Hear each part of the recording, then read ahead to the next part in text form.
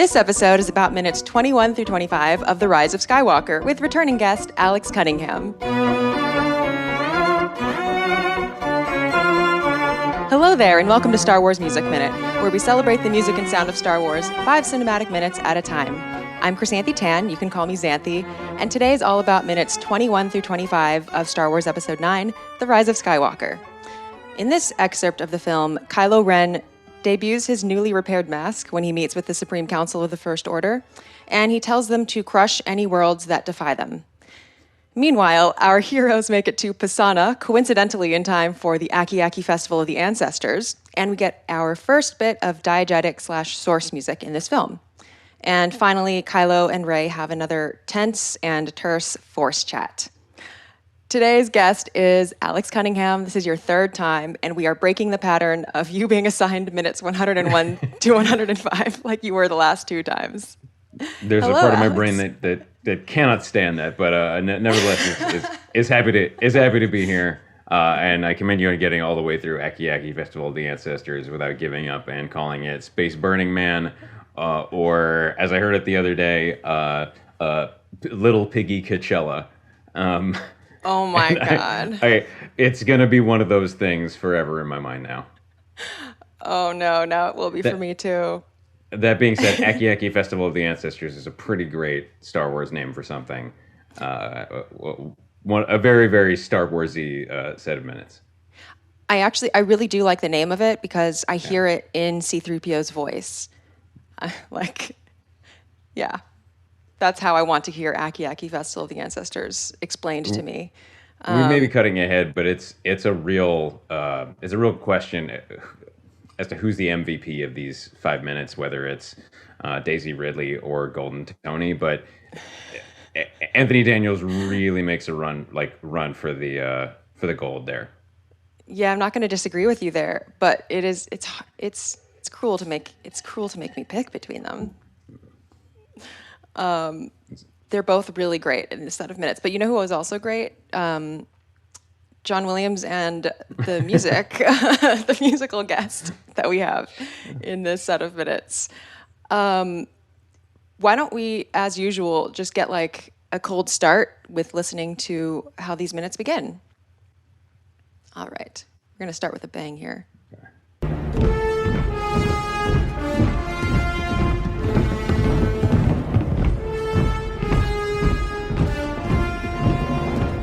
Knights of Ren. Ghouls. Oh, what Yeah. what a beautiful little section. The punctuation of it, the boot stomps as timpani, that wonderfully brassy rendition of the First Order theme. What a phenomenal re-intro to of Kylo to his subordinates.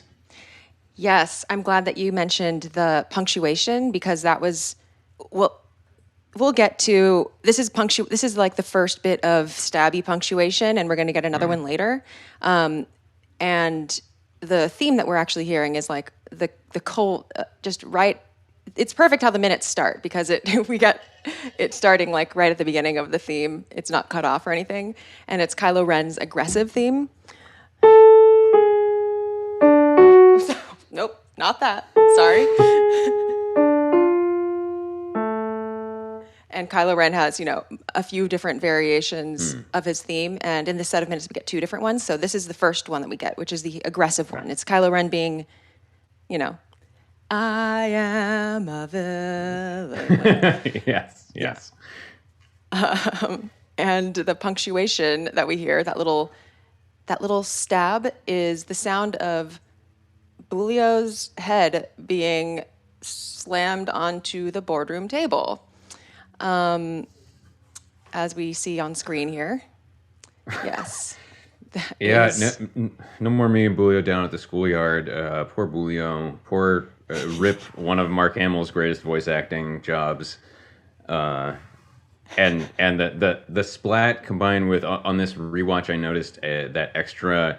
I don't know if it's sweetened by VFX or not, or if it's just really excellent special effects in the moment. But the splat and then the perfect splay out of alien blood that seems to be like just the right amount to indicate, to remind you that he's dead, and have it be a little gruesome, but not so much that it's going to tip us into the wrong rating or something like that.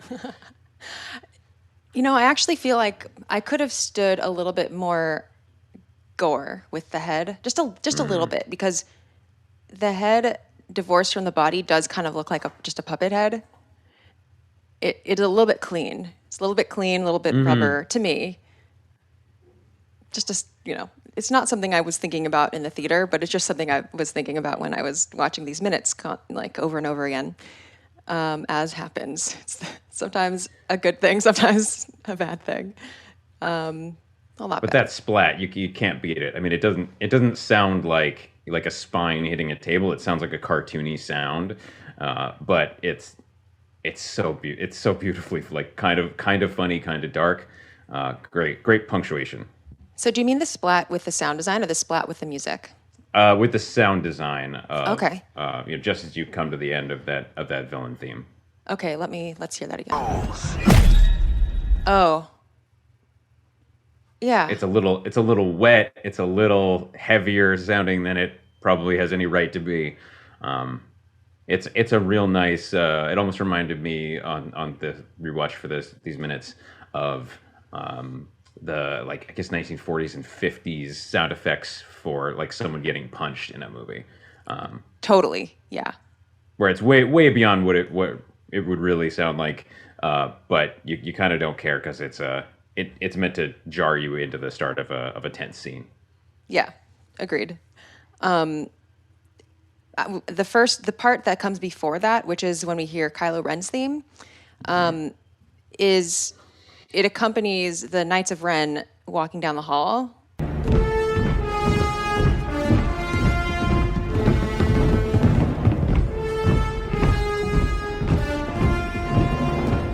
Knights of Ren. And that's the stormtroopers talking. Yeah. So I just want to point that out because we do have a Knights of Ren. We do have, like, a Knights of Ren musical theme, but that's not what's being used here. It's Kylo Ren's theme. Yeah. Why do you think that is? Well, I have there's another theme that's also used later that I'm like, oh, that's one of a few choices that I could have seen there. And I think that's how I see a lot of these things, because I kind of predict, like, okay, people are going to be like, if there's a Knights of Ren theme, why isn't the Knights of Ren theme played here? And in my mind, like, for every scene, there's maybe a handful of themes that could make sense. Like, I never think that a scene needs to have one specific theme, like, rarely. And I think Kylo Ren's theme and it absolutely would work for the Knights of Ren because they're intrinsically related to him. And also musically, the two themes are pretty similar. So, like, the Kylo one would be, and the Knights of Ren would be. So they both are, like, made from the same DNA. Where do we first hear the Knights of Ren theme? Is that something that came up before and just didn't stick in my mind on previous rewatches of the other sequels? Oh, no, it's new in this film. Okay. Yeah, and we first hear it in the first couple minutes of the film. Got it. So this will have been covered on a previous episode that I haven't had a chance to listen to yet. Yes, but, it's also prominently featured in my outro music, which people will hear. Perfect. In the outro to this episode. Perfect. Yeah. So I feel like it's one that could be missed because it could just be seen as, like, an extension of Kylo Ren's theme. But it is, Frank Lehman does list it in his catalog. So it was significant enough to him to list it out separately. I mean, we're here to, like, analyze, scrutinize, and celebrate to some extent, right? So is it overthinking, or at least the wrong kind of overthinking, to suggest that using Kylo Ren's villain theme or aggressive theme, instead of the Knights of Ren theme is more of a clue about, like, what the next scene is going to be about? Like, the fact that they're talking about Knights of Ren, but we're not getting their theme is perhaps a hint from Williams that they're being noted and then whisked away, and the rest of the scene is really going to be about Ren being aggressive. No, that's an excellent point. And I think that is no. I'm really glad you brought that point up because the hyper literal expectations of themes is kind of unrealistic and doesn't really leave that much room for additional context or additional valences. And I feel like this is an instance where the music does it helps keep our focus on Kylo Ren. Like this is, even though the Knights of Ren are walking through the halls and there's like a passing comment, the point of this scene isn't I'm suiting up with my Knights of Ren or whatever. Right. Yeah. I'm just going to put this on screen for people, Knights of Ren. Yeah, so there's two forms of the Knights of Ren theme, which this is not, but just they sound pretty similar. So one of the other versions of the Knights of Ren would be... So you can almost, and then the other being...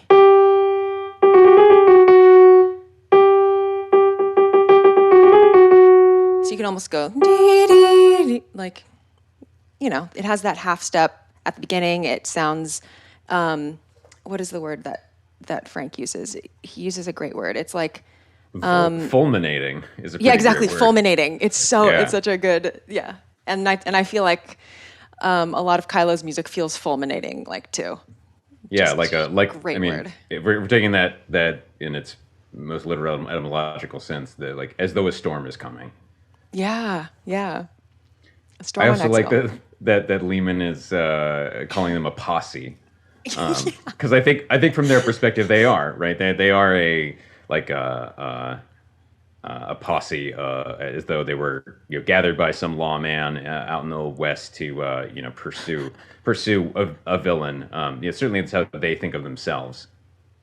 Yeah, and I have been finding amusing Star Wars Minutes discussion of the Knights of Ren when they kind of, I don't remember which episode, it's multiple, but Pete and Alex and the guests have sort of, been like, they think they're really cool. Like, They think they're so cool. yeah. They're real fanfic self-insert vibe. Real Yes, totally. Metalhead who hasn't graduated middle school yet vibe.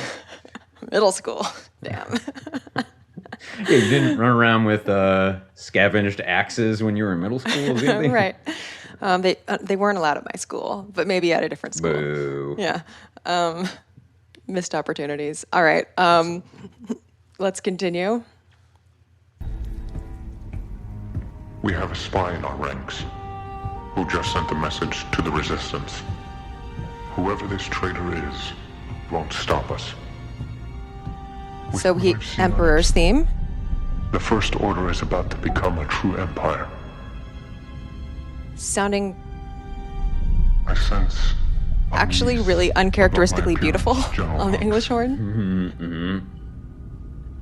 It's almost mellower than I'm used to hearing it. Well, yeah, and it's a lot higher in register than we're used to hearing. The fact that it's like on such a beautiful like solo wind instrument, like when I think of that timbre, I'm thinking like Leia's theme or something like that. Not the Emperor's theme, but it works. I mean, it's appropriate for underscore because it's a lighter texture for Kylo's low, like booming voice. So I feel like if someone else were speaking, maybe they would have put it down lower. But yeah. And this is Kylo at his maybe most, I guess Kylo Ren is maybe most confident in this whole motion picture that, he'll lose it and then it'll transform. But right now we've just cut from the scene of Sith Ape, reconstituting his helmet, and now he is Supreme Leader Kylo Ren again, and so he's as good as the Emperor for the purposes of Episode 9, and he doesn't have to. I mean, it'll only last a moment, but he sort of doesn't have to project power. He can project maybe calm composure as a sign of not having to flex his muscles. Yeah, I definitely agree that this is where he's at least projecting the most confidence. And I mean, I think you can tell by which theme of his is being used. And I think it's funny that what he's saying is like, with what I've seen on Exegol, the First Order is about to become a true empire. But if we go back to when he was actually on Exegol talking to Palpatine, he was just like, kind of like, whatever. Like, I mean, he was just kind of listening, and he wasn't showing like, oh my God, this is awesome, Palpatine, yeah. He sort of was being, kind of terse as well, like just not really saying much. And so it's funny to hear him, like, I don't know, based on that scene at the beginning of the movie, how he actually feels about what the Emperor has said. But here it's like, oh, I guess that really did stick with it. I guess he really did like that, I guess. Or he's spinning it that way. He's decided to let everybody know that actually I was the boss in that, or I was the high status figure in that encounter. And as he'll say to Rey just later in these minutes, he implies that like he somehow pulled the wool over the eyes of maybe a little bit of an easy thing to do to Emperor Palpatine, especially in this case. But pulled the wool over the eyes of the Emperor. And actually, I've got a plan that he doesn't know about, and I'm really going to take advantage of him, not the other way around.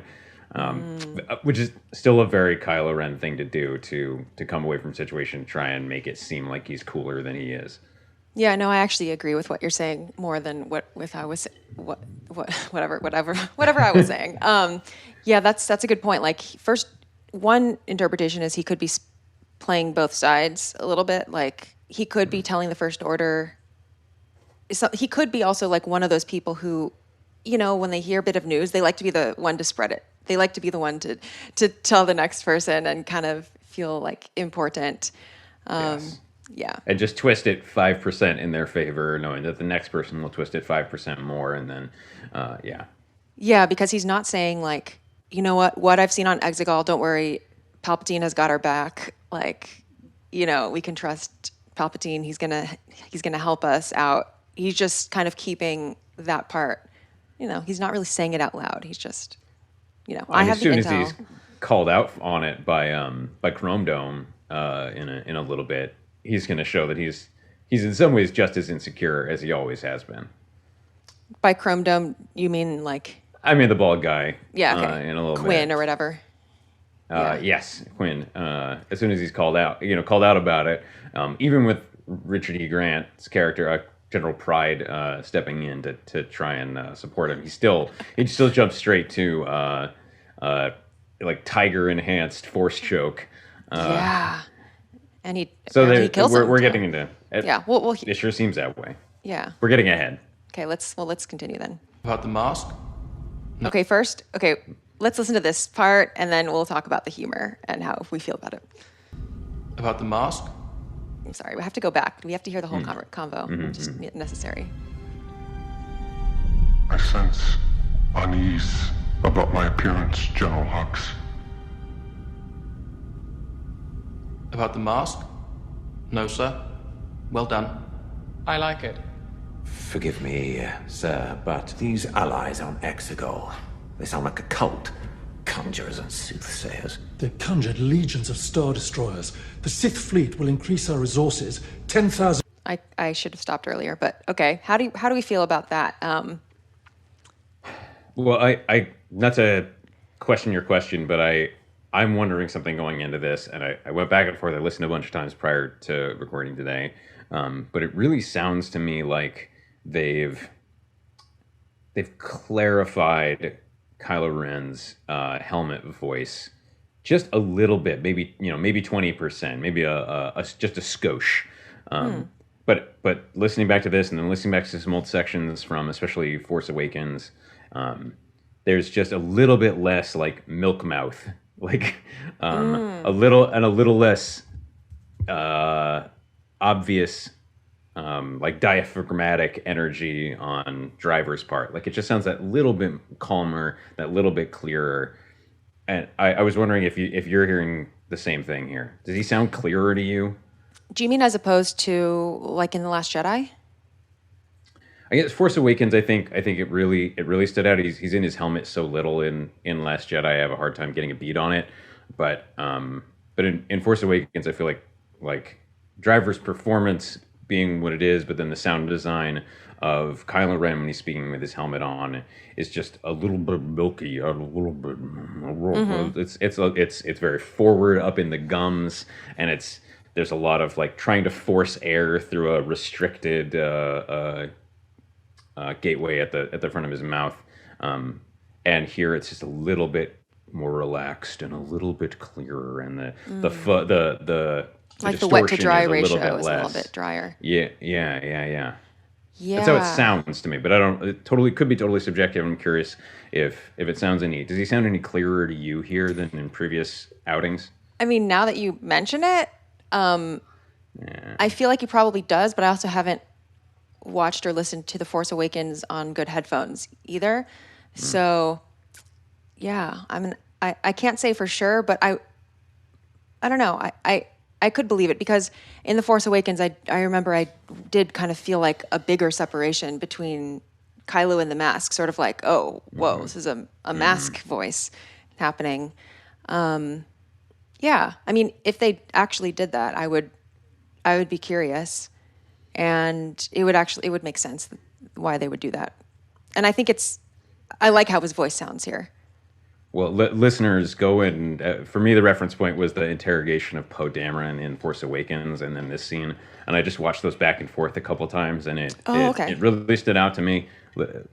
Listeners, don't busy Xanthi, but you go ahead and at me about it. I'm genuinely curious if I'm just being weird about it, or if they have in fact like refined it a little bit as just.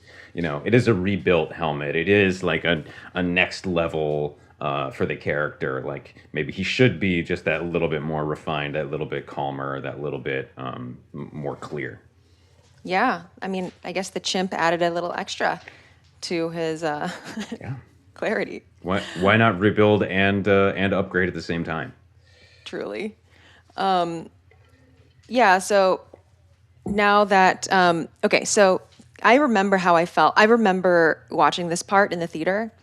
I sense unease about my appearance, General Hux. Hux says about the mask, "No, sir. Well done. I like it." Or I think someone else says, "I like it." I can't remember. Yeah. The woman sitting to Hux's left. Right, angle or whatever. How did you feel about it, or how do you feel about it? I feel like it's a nice character moment. I mean, the first good chunk, maybe 25 to 30% of this movie has a lot of these. Like, remember, this is who that character is, and they're still that character, and that's a great, for me, hint at the insecurity that Kylo Ren is always feeling. It is a little. Someone taking too long to prepare for going out with you, and then they come downstairs and ask, "How do I look?" And there's like, there's sort of multiple answers possible in a theoretical sense, but there's really only one answer. As we'll find out later, there's context for why Hux himself doesn't really have a choice about what to say or how much to agree, or seem agreeable. So I like, especially on rewatch, the dramatic and internal irony there. I read the follow-up line from the other officer as really funny. Yeah. Like, yeah. As very much like yes person. Jumping on the bandwagon. Like, yeah. Yeah. No, I agree with that. And I liked it from the moment in the theater. I thought it was like extremely funny. It took me by surprise a little bit.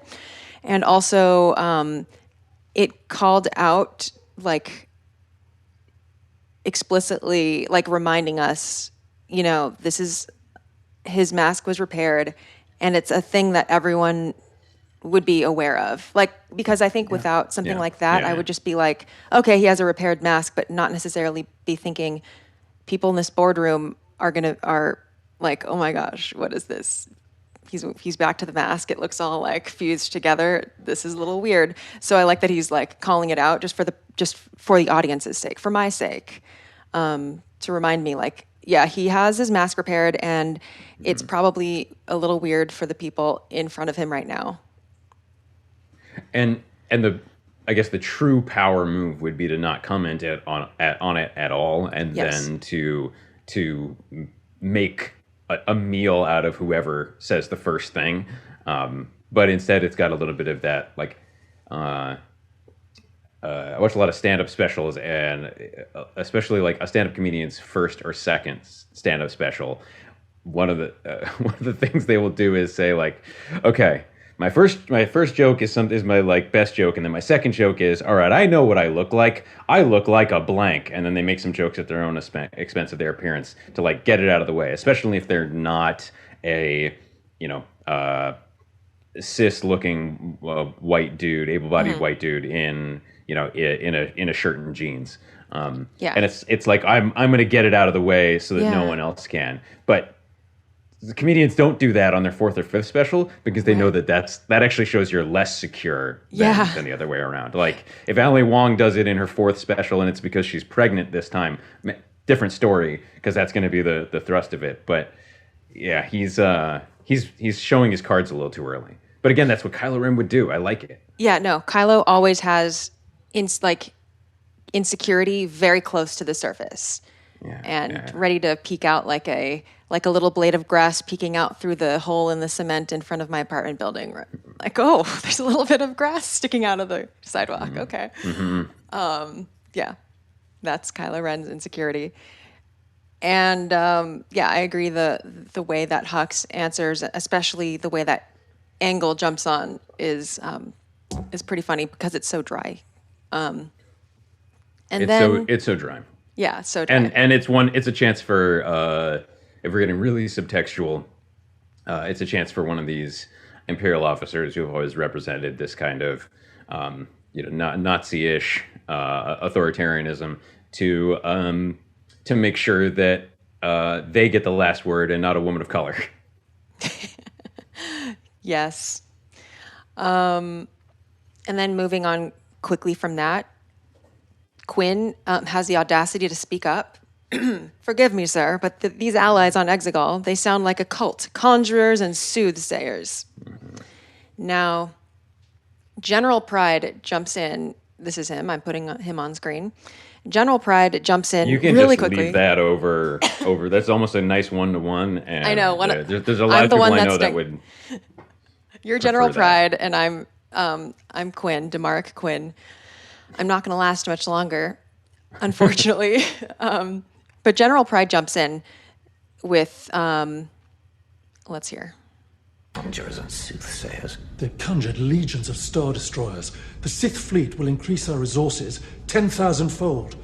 Such range and power will correct the error of Starkiller Base. We'll need to General Pryde is such a fanboy. Yeah. He's such a fanboy. He doesn't want this to become. I mean, it's still going to, but he doesn't want it to become the boardroom scene in A New Hope, aka Star Wars: The Motion Picture,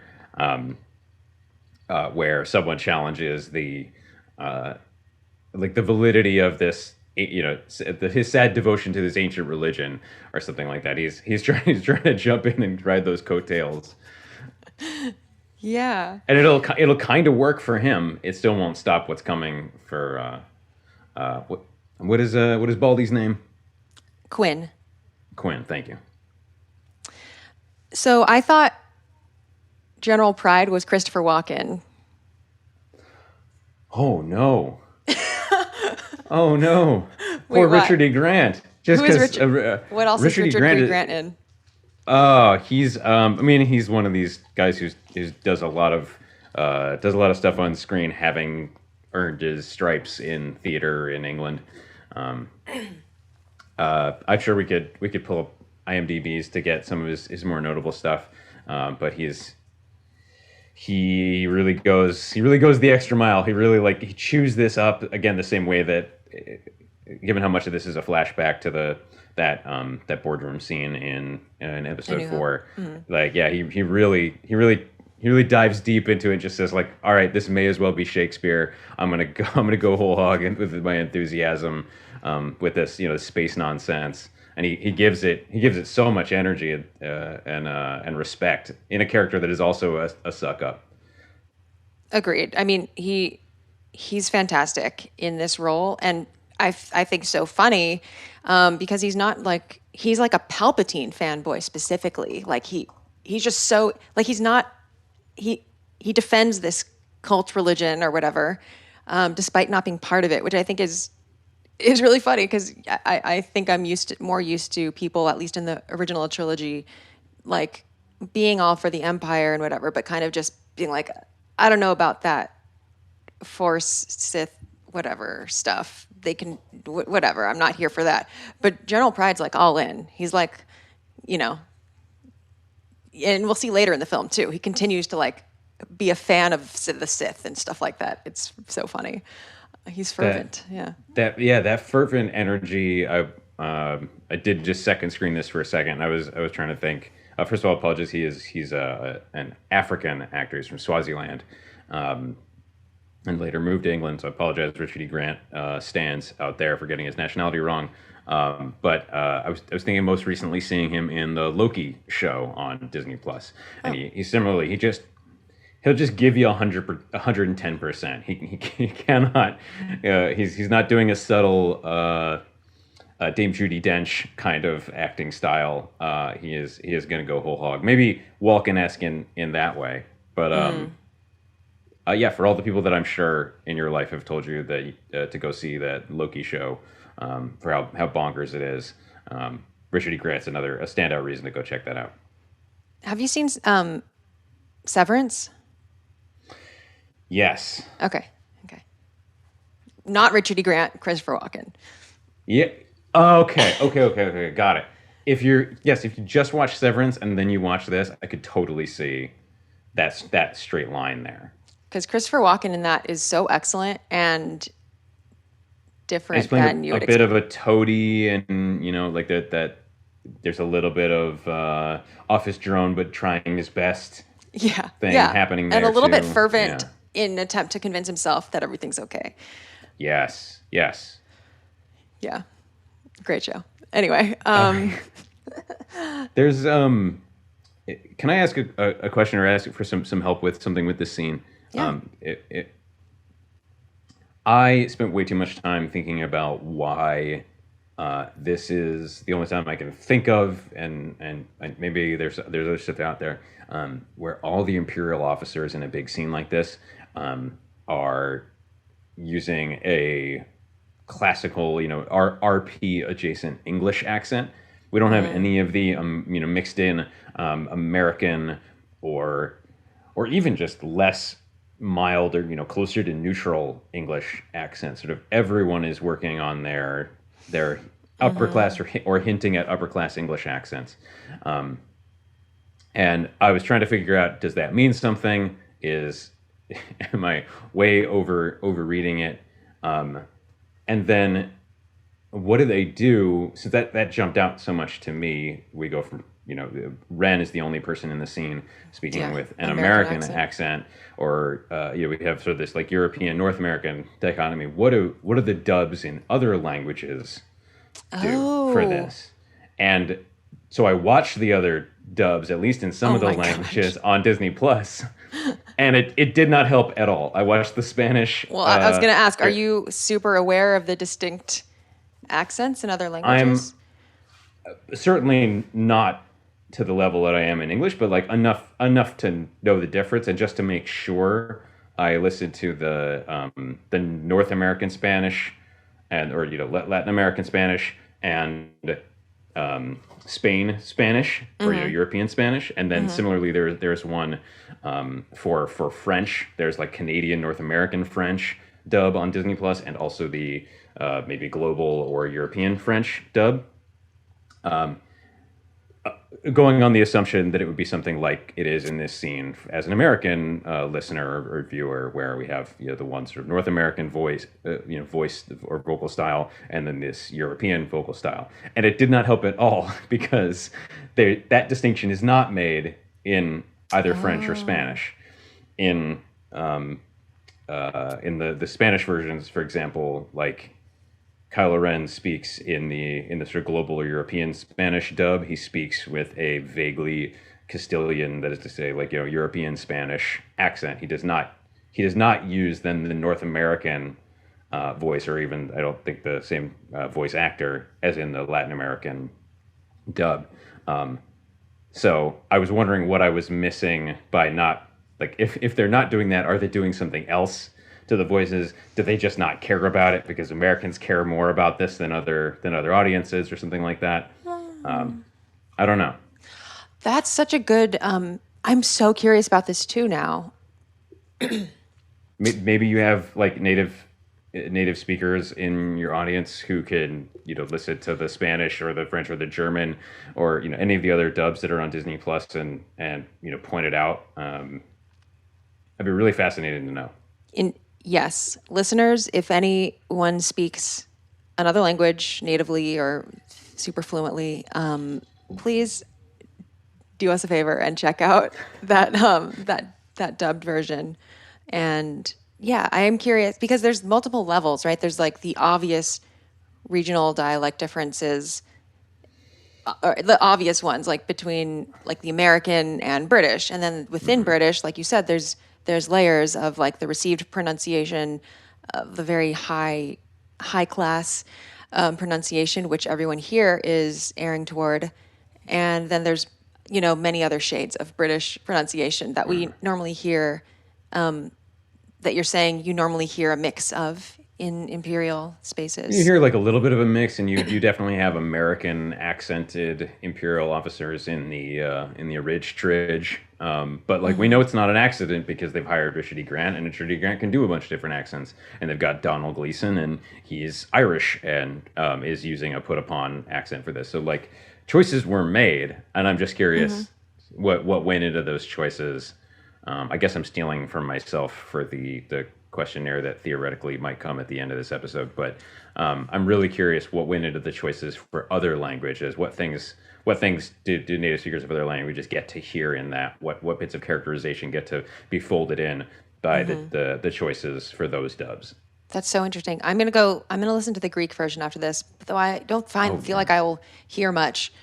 I mean, after you've said that, I don't feel like there's gonna, like I don't think I'm gonna hear like mountain accents or something or like things like that. Anyway, wouldn't that be amazing if you did? It would. That would be so cool. No, You're it like, would be. The Montagnards talk a certain way and have this kind of connotation within Greek language speaking communities, and so. Like some people, it's like proximity to the city is kind of, and interesting. The only thing I can say, the only thing that I will point out is that this is not just the General First Order. This is the Supreme Council of the First Order. This is the top of the First Order. So now I guess we'll have to pay attention to in the rest of the film when more lowly First Order people are speaking. Are they all going to have RP accent, or are there going to be the other shades of British? Maybe we'll. This is such a good point because we just had stormtroopers who are speaking with British English just a moment ago, but not with that same level of like pretense or urbanity that the Supreme Council is.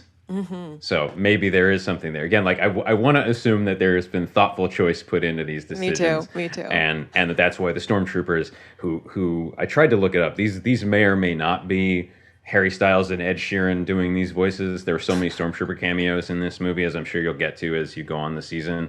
I tried to narrow it down, and I think this is the Harry Styles Ed Sheeran cameos. Okay. But who can say for Star Wars sure other Music than Minute. JJ? Right. Another thing that I'll throw in there is sometimes people like code switch with their accent. So it might be because they're in this meeting, they're putting on their fancy accent, sort of like Queen Amidala having her accent when she's doing Queen stuff, and then the normal Padme accent.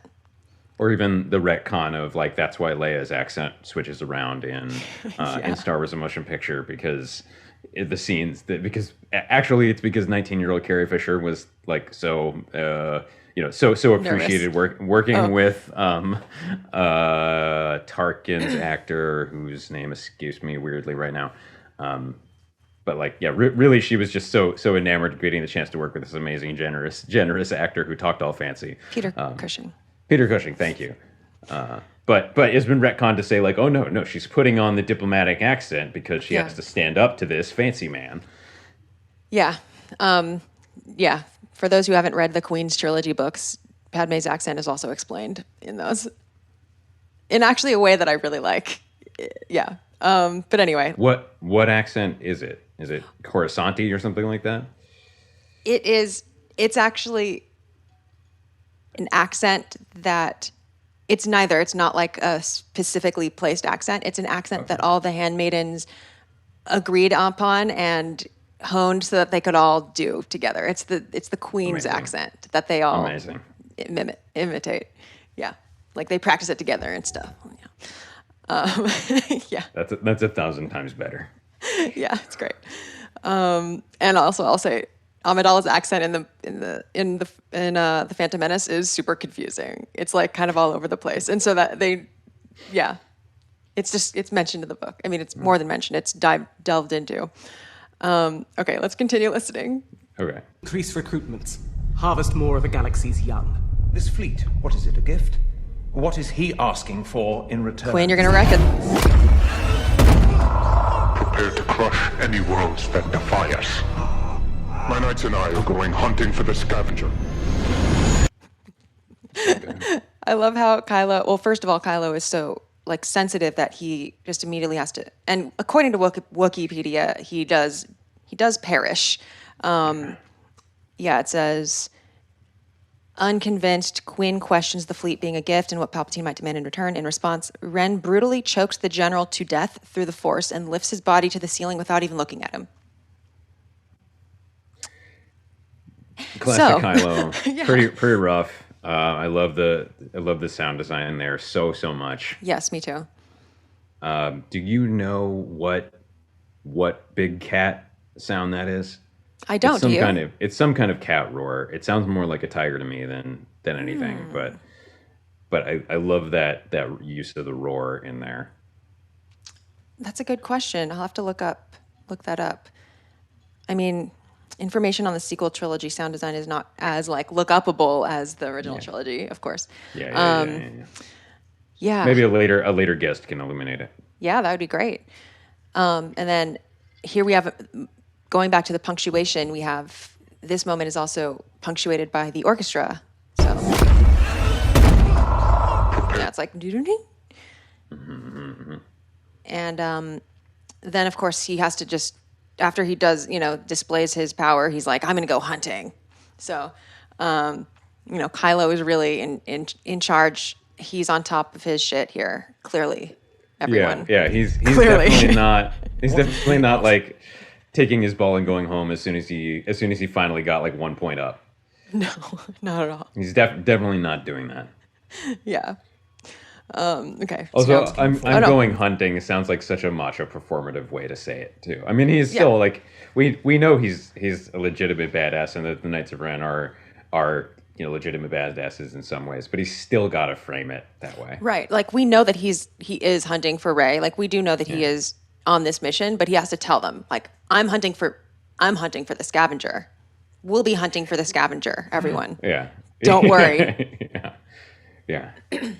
Vader can merely find someone's lack of faith disturbing and then move on and have it be 1,000 times scarier that he's still in the room doing nothing. And Kylo has to make it the big show. Right. What's scary about Kylo is not Kylo. It's the fact that Kylo is a live wire and sensitive to provocation. So moving on. Return. Does that... Prepare to crush any worlds that defy us. My knights and I are going hunting for the scavenger. Noted, Supreme Leader. Noted.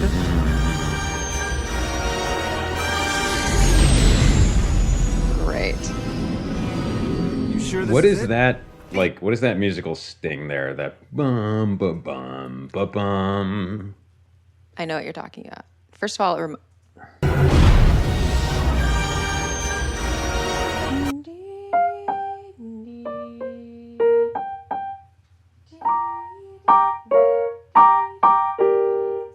not it. But yeah, what does it remind you of? It reminds me of a couple things. I mean, the intervals remind me of inexpertly the Emperor's theme a little bit. Yeah, me too. The chord progression. Yeah. Thank you. Dee dee dee dee dee dee dee dee dee, like for sure. And then the movement of the like upper chord to the lower chord, it feels like a very John Williams Star Wars gesture. And one other place that we tend to hear that is in the Planetary descent, I guess, motif that we first hear it in A New Hope. But I'll remind you what that sounds like, the Planetary descent. It's not the exact same thing, but just note the change, the movement of the chords. Sorry, a YouTube ad. Goodness. Okay, let's skip that ad. Okay, here we go.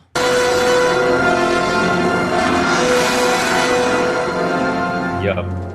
Oh wow. Yeah, that's like almost 1-to-1. Yeah, I mean, It certainly especially sounds with the very rhythm. similar. Yeah, especially and I will say it.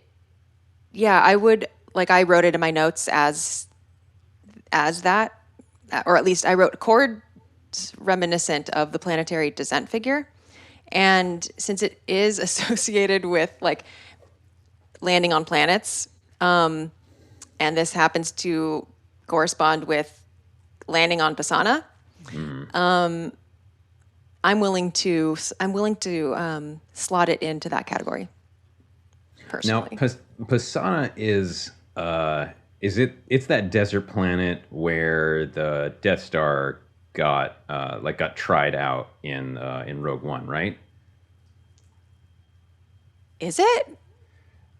Or no, wait, is it that desert planet where Rey grew up? Oh, are you making a joke about how Or many no, desert wait planets a minute, there are? wait a minute. Is Okay. it that desert planet where there's racing of pods? I can't tell. I feel like it's got to be a desert planet, right? Well, it is a desert. There are Okay, all right, there are long stretches of sun-bleached dunes and shrubland disrupted by the towering buttes of granite and sandstone. But not like the buttes of granite and sandstone from which you can look down on Mos Eisley and refer to it as a wretched hive of scum and villainy. Like a different kind Correct, different one, of obviously. sand dunes and then mesas or buttes. Okay, great. Totally. Okay, Now, great. I want you to expand on the sentiment behind this joke you have just made. I guess I just want more from I want more imagination from J.J. Abrams and his team. You feel like it's an easy choice to do it. Like you feel like it's easier to just design a desert planet.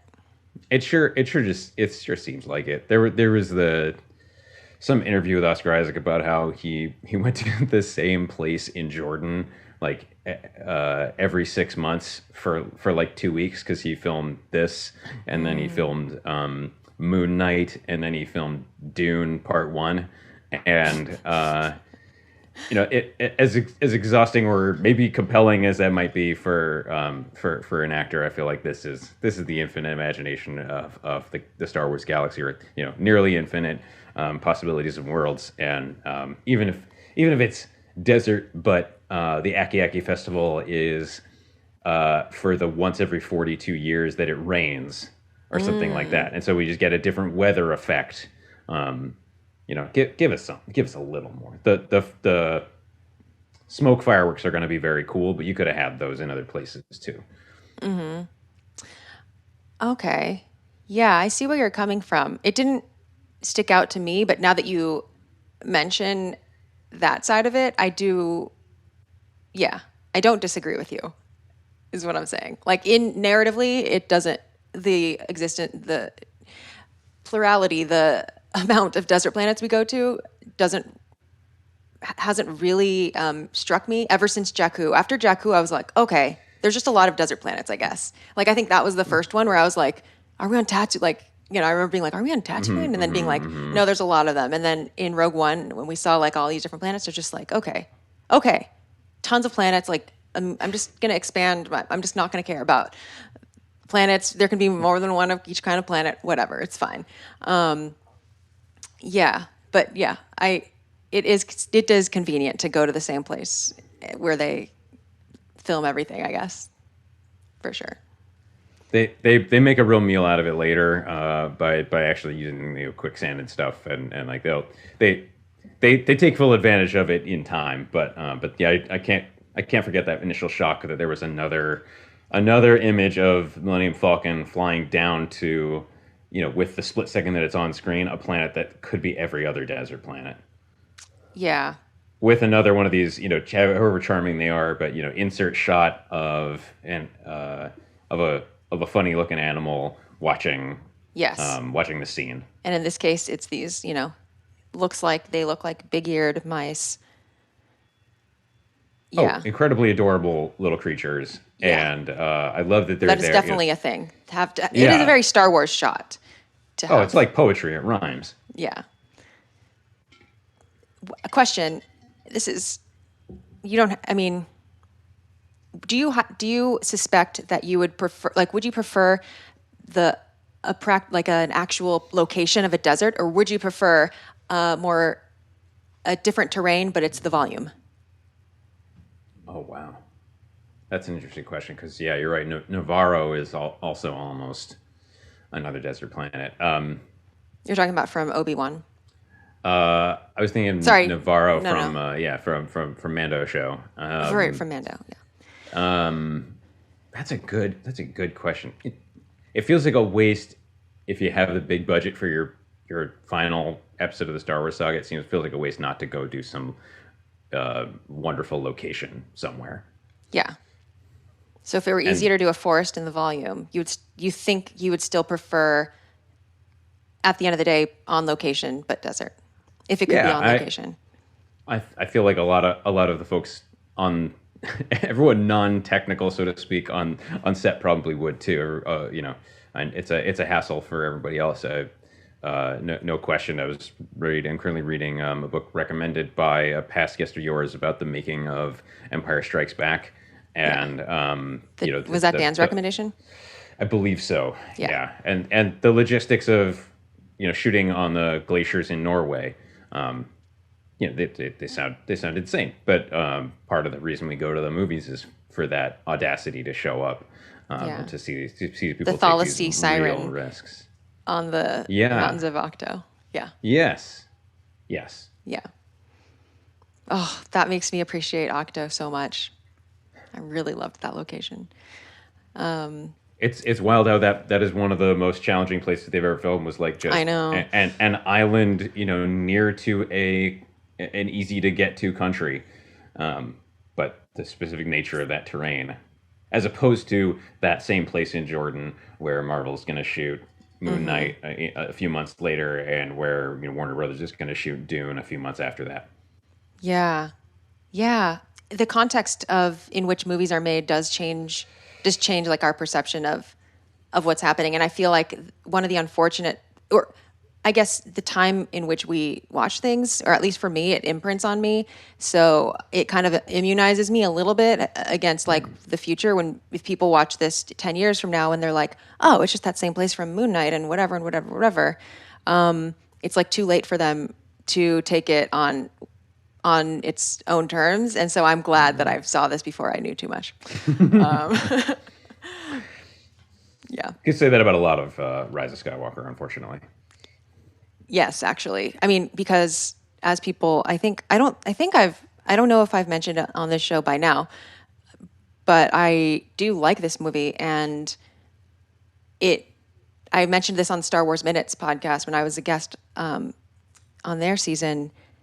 I watched this movie at a time where my belief and trust in the franchise was really high, and then it was never higher than it was after this movie. And then when the shows started coming out on Disney Plus, that's when my trust started to my belief in the franchise started to get a little bit broken.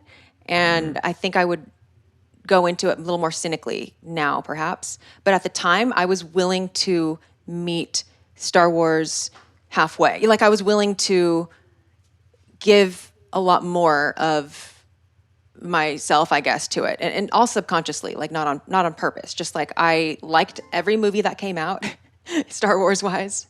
I've liked every single one, episodes 1 through 9, all of them.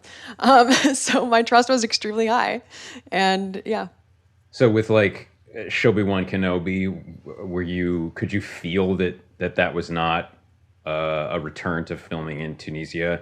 That was, there was a lot of volume there. Like even though we were back on Tatooine in some way, we were not really back on Tatooine.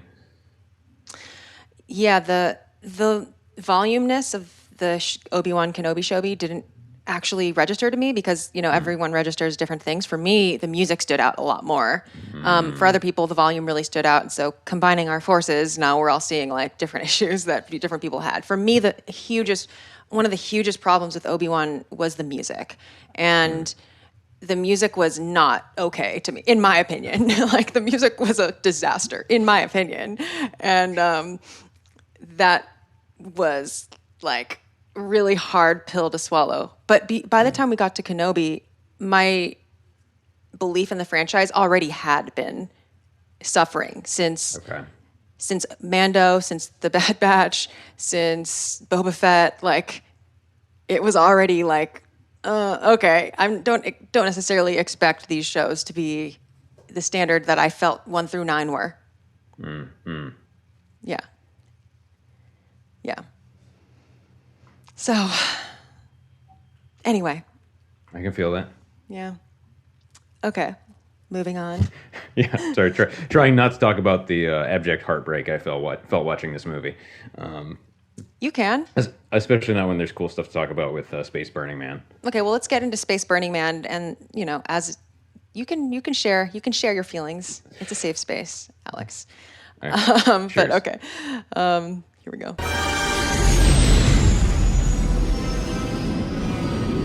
Sure this is it?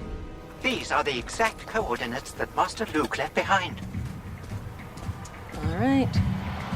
We're hearing it before we see it. What is this? The Aki Aki Festival of the Ancestors. This celebration occurs only once every 42 years. Now we're hearing something. We're hearing some voices. Indeed, this festival is known for both its colorful kites and its delectable sweets. Okay, everyone is turning and staring at 3PO like, dude.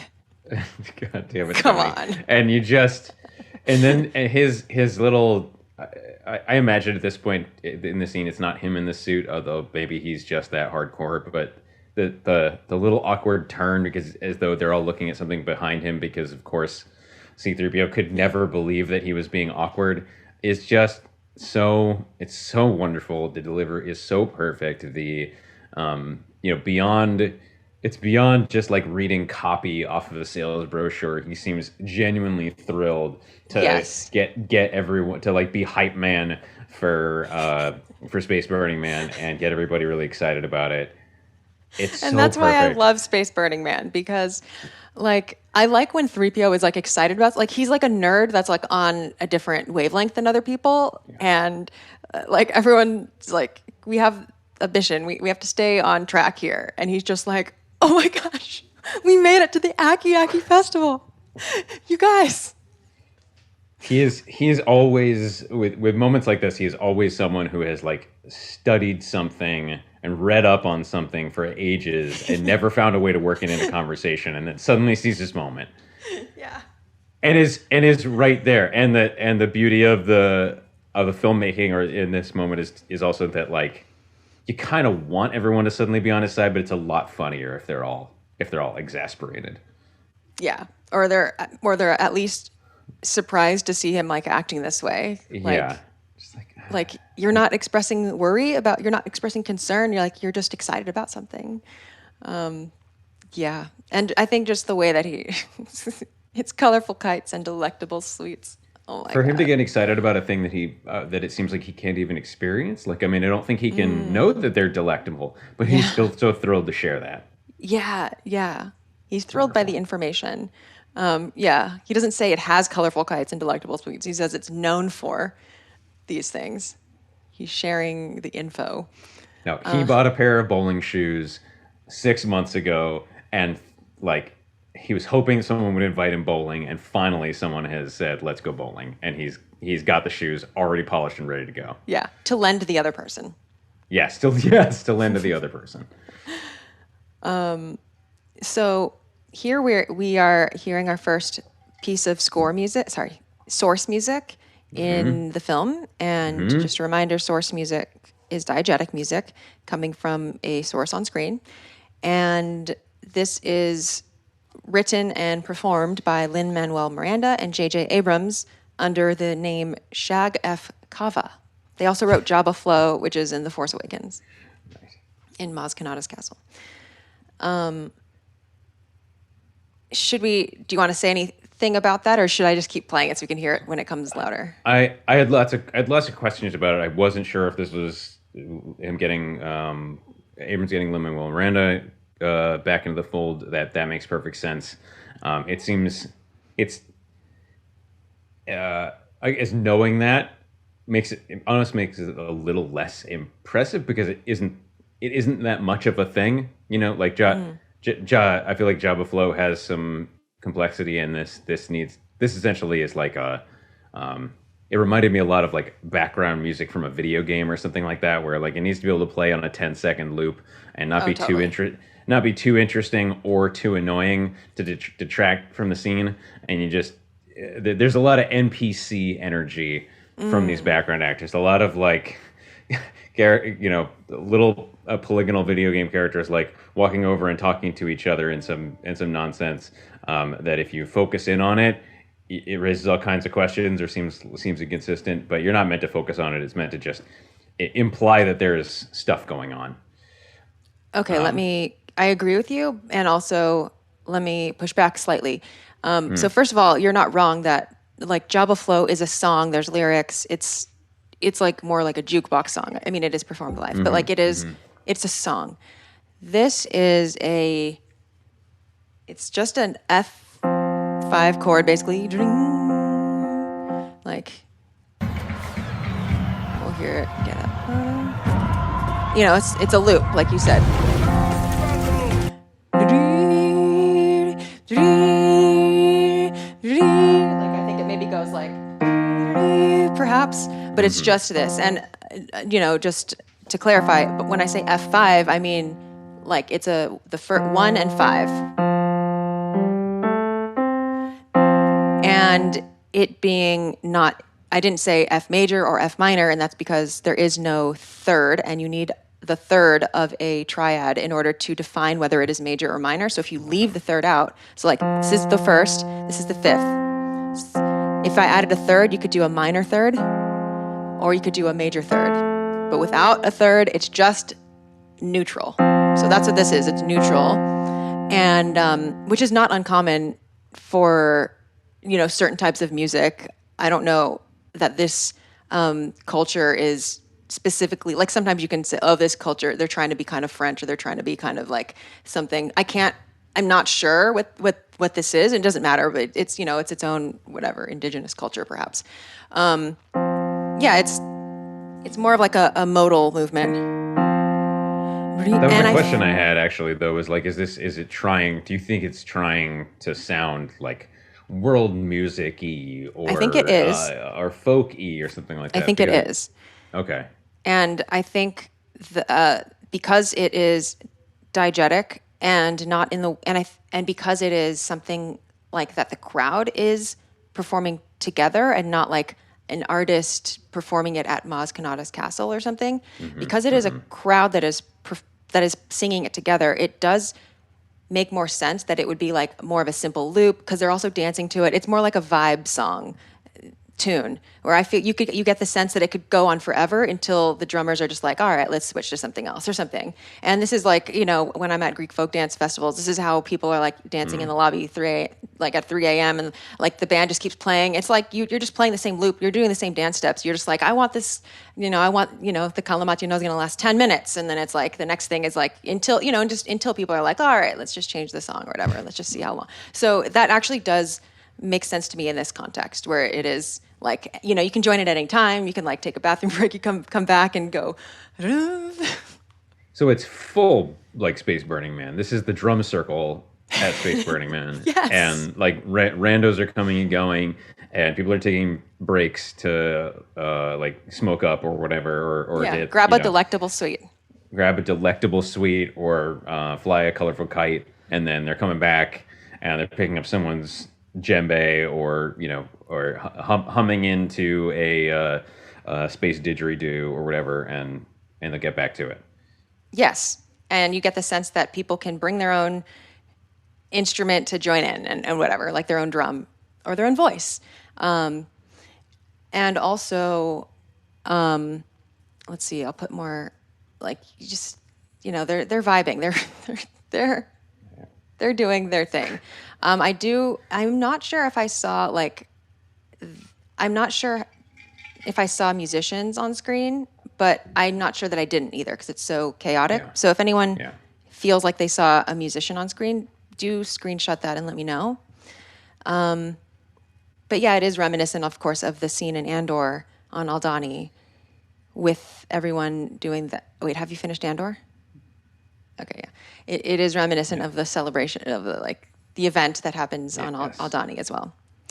Yes. I had one more thing to say about this, but I cannot remember. So that was it about how, like, even with all the money of putting it together a Star Wars movie, they still can't get, and this is a normal thing for other films too, but like they still can't get the dancing and the music to line up. Oh, interesting. It's a nitpick. We're here to lovingly nitpick to some extent. But something I probably would have noticed if I hadn't watched the same 5 minutes over and over again. But come. Yeah. This is the big one. This is like leave it all on the table. They've done that with so many other things. The set design and the prop work in this movie is so much like spared no expense. Leave it all on the court, so to speak. And yet we're like, even the dancers at Jabba's palace could be more in time with the music. Yeah, feels like a different situation. Can you think of other situations in Star Wars where it's not synced? Ooh. That for me, the natural point of comparison would be the Yub Nub. I was just thinking, was that synced, or more just like? Well, I think, like you were saying, it's a bit of a vibe, and so it sort of doesn't matter. Right. And so it's a nip. It's not a legitimate criticism in any way. It's really a nitpick. It's meant to be a crowd that you are noticing, feeling overwhelmed by, and not thinking about too much. And that is as indicated as anything else by the excellent sound design of, like, this is another transition in this chunk of minutes of sort of sound effect based on sight and a punctuation. Whether that's Bulio, may he rest in peace, Bulio's head slapping on the table, or the fact that the camera angle changes, and that's why we hear Space Burning Man going on. It's meant to set the table, and then we go on with the more important parts of the scene. Yeah, for sure. That's a good point to talk about. And I do think it's funny because, like, the choice or whatever the people making the films end up doing on screen is what someone like me can choose to interpret about the way that this culture tries to pair this music with this dance. And if they had synced it up, then I would have been like, oh, this is like this is a dance. They do this. It's the whatever they're doing. And the fact that it's not synced up makes me think, okay, it's more of a song, and it's more of like everyone just kind of sways and whatever type of thing. But yeah. And more generous interpretation, which I like better. It's just that, like, that's the point. This is a vibe. Let people dance how they want to dance. Yeah. Don't yuck their yum. Yeah, but I think I wouldn't have minded if it were, like, very synced either. I wouldn't have minded that. Also, respect to the folks out there in heavy, big costumes in the Jordanian desert, like en masse, having to dance for I don't know how many takes in that sun. Yeah. I think I heard from Pete and Alex on Star Wars Minute. I think they're the ones who said it. Star Wars Minute. Minute. Soldiers, I think, played the role, right? Yeah, I think so. Yeah. So that's interesting. Hope they had fun. So here like I said before, we hear the music before we see it, and specifically we hear the drums first. And I guess I can, say that we feel and hear the low drums first, and which makes complete sense given the way that sound travels. Is those lower sound waves are going to penetrate further. And then as they get closer, they hear more of the high pitched stuff, like the other instruments and the singing and the clinging and whatever. And then as they move from, peering out at it, like from afar, like hearing it, as they get into the thick of it, is when appropriately we hear the music go up, like. Colorful kites and its So here we hear that it's far away. They're standing kind of far away still. And now you can see the camera change. You can hear the camera change, if that makes sense. So that is definitely appropriate. I just watched a film on the plane where there is a scene where there's music playing, and then the characters on screen are like, do you hear that music? And it sort of like breaks the fourth wall or whatever. They're like, or not the fourth wall, but they become aware of the music in the score that is playing. Okay. Like, do you hear that? And then they dance to the music. But they don't do anything. They didn't do anything to change the sound to make it sound like it's coming from a source. So it was just like, oh wait, they're hearing the music that's okay, but they're not making it sound like it's coming from anywhere. Wait. So they're just having a shared consensual hallucination. yeah. Okay, great. Yeah, and I will say it was like someone's student thesis film that I was watching on the plane, and so I was just like, that's interesting. Yeah. Like maybe this is sort of like an easy mistake to make earlier in your career or something. Some baby sound editor who's not on the like Matthew Wood level is working their way up, figuring that out. Yeah. Or they're maybe thinking it doesn't matter too much, or like the audience can and maybe it doesn't, and maybe that is an artistic choice, but also perhaps it hadn't been considered really that the sound, it would be more powerful if the sound source had, Do you want to see a Star Wars musical at some point? Like not necessarily like a musical retelling the story of Star Wars the motion picture or something like that, but like somewhere where that would be. Where you could lean into that, would you want to see a Star Wars musical? I feel like I already have in the form of a film called Jedi Junior High. Okay, I have been trying to get a hold of Jedi Junior High for a little. Oh my god! You have seen it? I've seen it like 3-4 times. Okay, all right. We can talk about that another time then, because I want to know. We've done it for Patreon movie night like twice, because I've been like, everyone, you have to see this movie. Hell. All right. Yeah, but they took it off whatever streaming it used to be on. So people should probably join your Patreon. Oh yes, thank you. Thank you. To do that. Exactly. God. Thanks for helping me with my plugs that I'm bad at.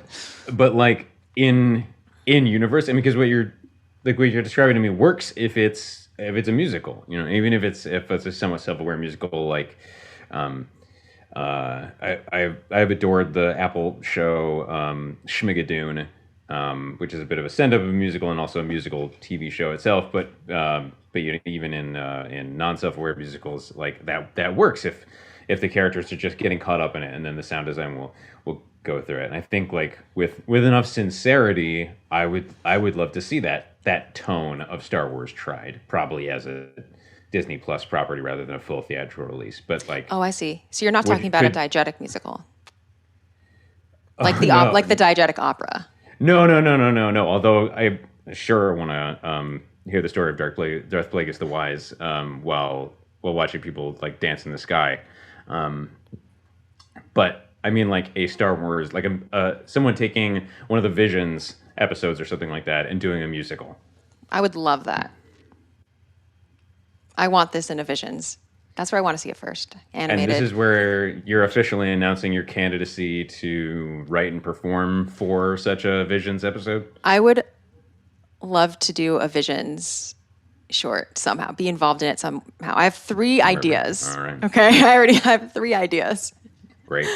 But anyway, that would be really great if I could write or write the music. But I have concepts to write.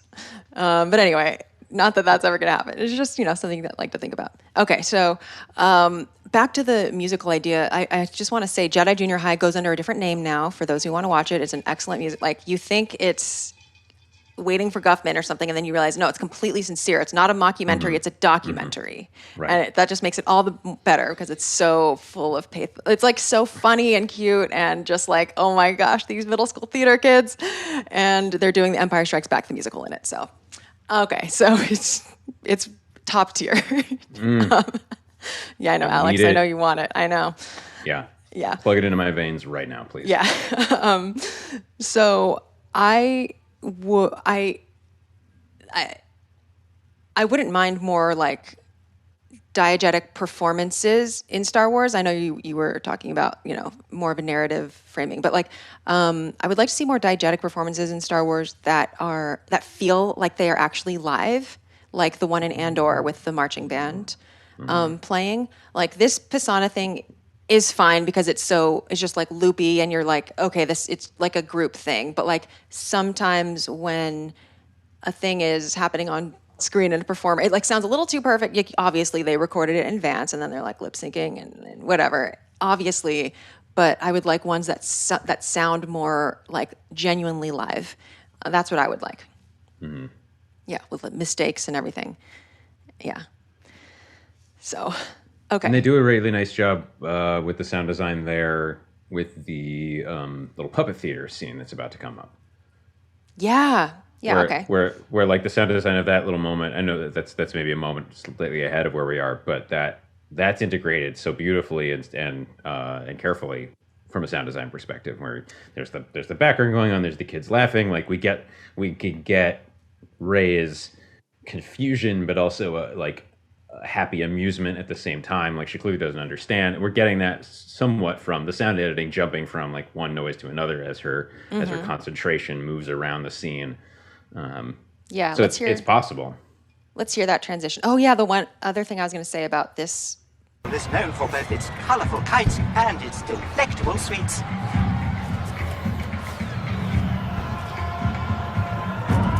So.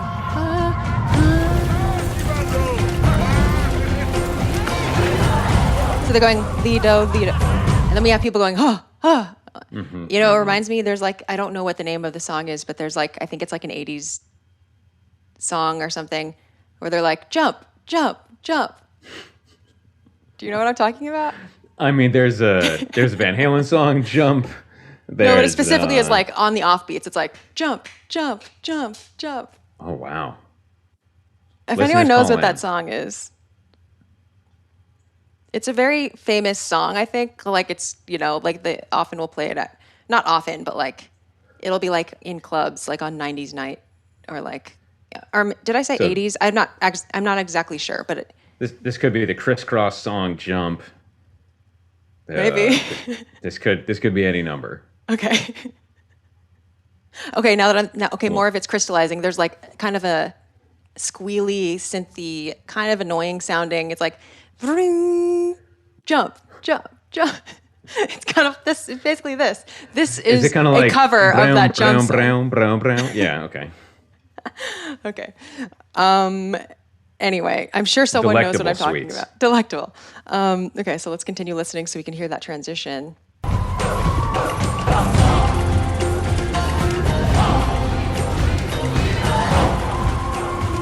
I've never seen anything like this. Anything like so few wayfinders. There's always random first order patrols in crowds like these. So keep your heads down, Chewie. Even that thing is like in that jump song. Let's split up, see what the locals know.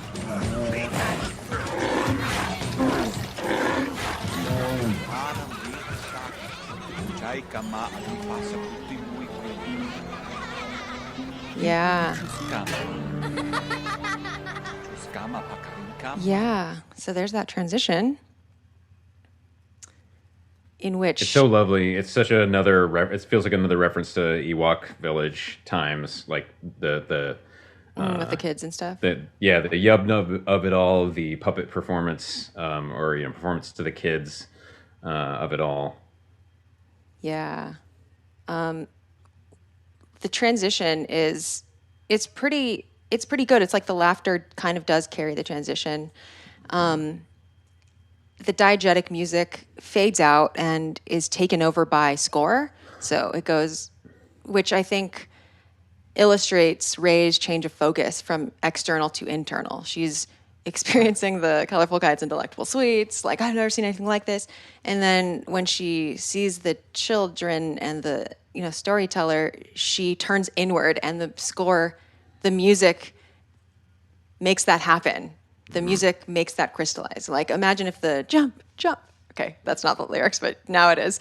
Jump, jump, jump is still going on while she's looking at, the kids. You wouldn't really get the sense that, Rey's having like internal reflection here quite as much. And then that is going to get us into, is that Rey's theme in a moment? No, but what's happening? Okay. Oh, you're going to like this, Alex. I bet. Is so, we're jump, jump, Jump, jump, jump. Thank you. And then it transitions to score, and then it's like something. But anyway, the point is, it's a Lydian moment. Hey. Remember our friend, the Lydian mode. So basically, Lydia's back. Because we have, and this also illustrates the, I forgot what it was. Did I say it was the 15-second rule? That thing.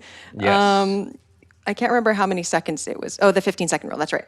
So it was sort of like, when one music ends, like if it's within 15 seconds, you kind of have to assume that the listener still remembers the tone, the key or the tonality that we were just in. So you can't like just go out of, has to be, that's in our brains. So, this Lido Hey F5 chord is in our brains. And then when the music turns to score and goes, dee, dee, dee, Lydian, because F, Lydian is, that's it.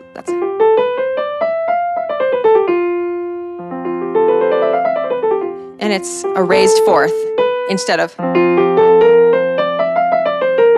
it's, and, okay, it's going to if it reminds you of something, just those first three notes are reminiscent of another famous Lydian score moment, and that is Ariel's little riff in The Little Mermaid in Part of Your World. It's like, Wow.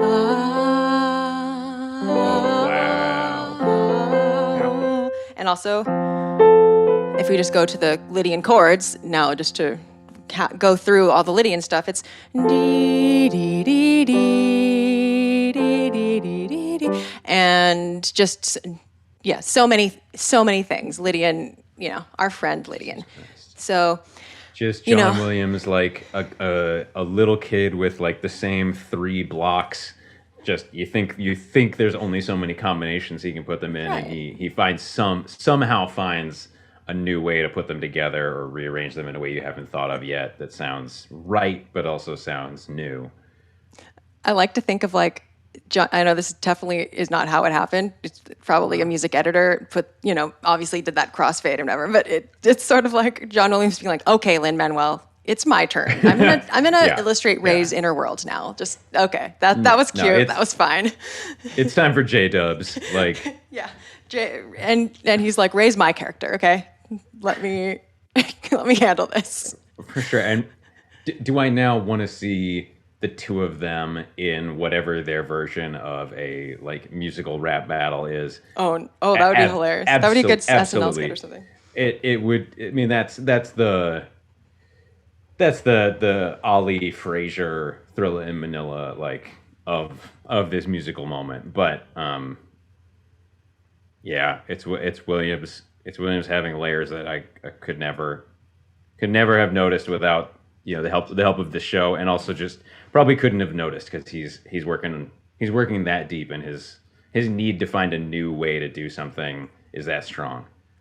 And it's probably unconscious. It comes naturally. He's like, I know exactly what. Let's hear that transition again and then talk about what it feels like.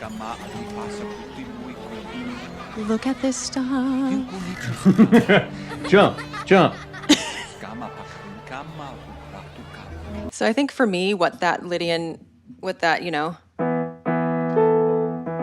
sorry. Like that Lydian moment, it feels like it conjures looking beyond your immediate surroundings, looking beyond something, whether it's Ariel looking beyond the sea, or, Rey's kind of seeing these children, the storyteller, and she's kind of like having a moment where she's outside of the physical surrounding, and she's kind of like just thinking outside of herself. Yeah, if we're being really generous, it's a good reason to have Pasaana be yet another desert planet, because she's able to put herself into, and I think a more adept filmmaker could have made this explicit if that was really what they wanted than Abrams, but to say that Rey is putting herself back in the position of a child wondering at stories of significance and imagining her place in them, just as these children are that she's looking at. And maybe this is a moment of maybe the music is helping us get a level of like subtlety and introspection out of Rey that maybe like the editing isn't.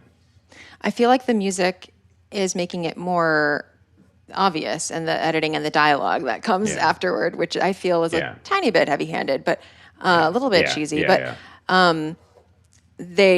it kind of like with Kylo Ren's mask, like calling it out, it is sort of like, okay, this is reminding me that this is a thing that Rey does really care about still. Mm-hmm.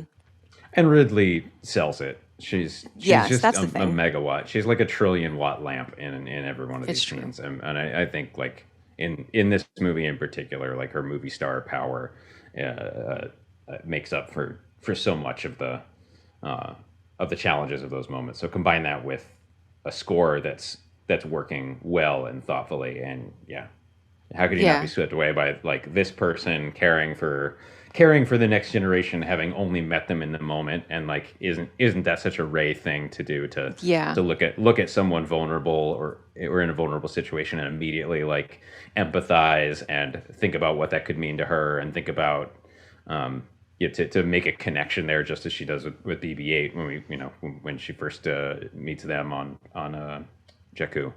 Yeah, I don't think any of this works if your lead is not, and the music are not 100% sincere. Yeah. Like if there's a hint of, cynicism or something like that, it sort of spoils this moment, because it's writing a lot on execution. This script is writing a lot on execution, and luckily I think that it is executed. But like Daisy Ridley, is so great. Let's continue listening. She is saying, welcome. Her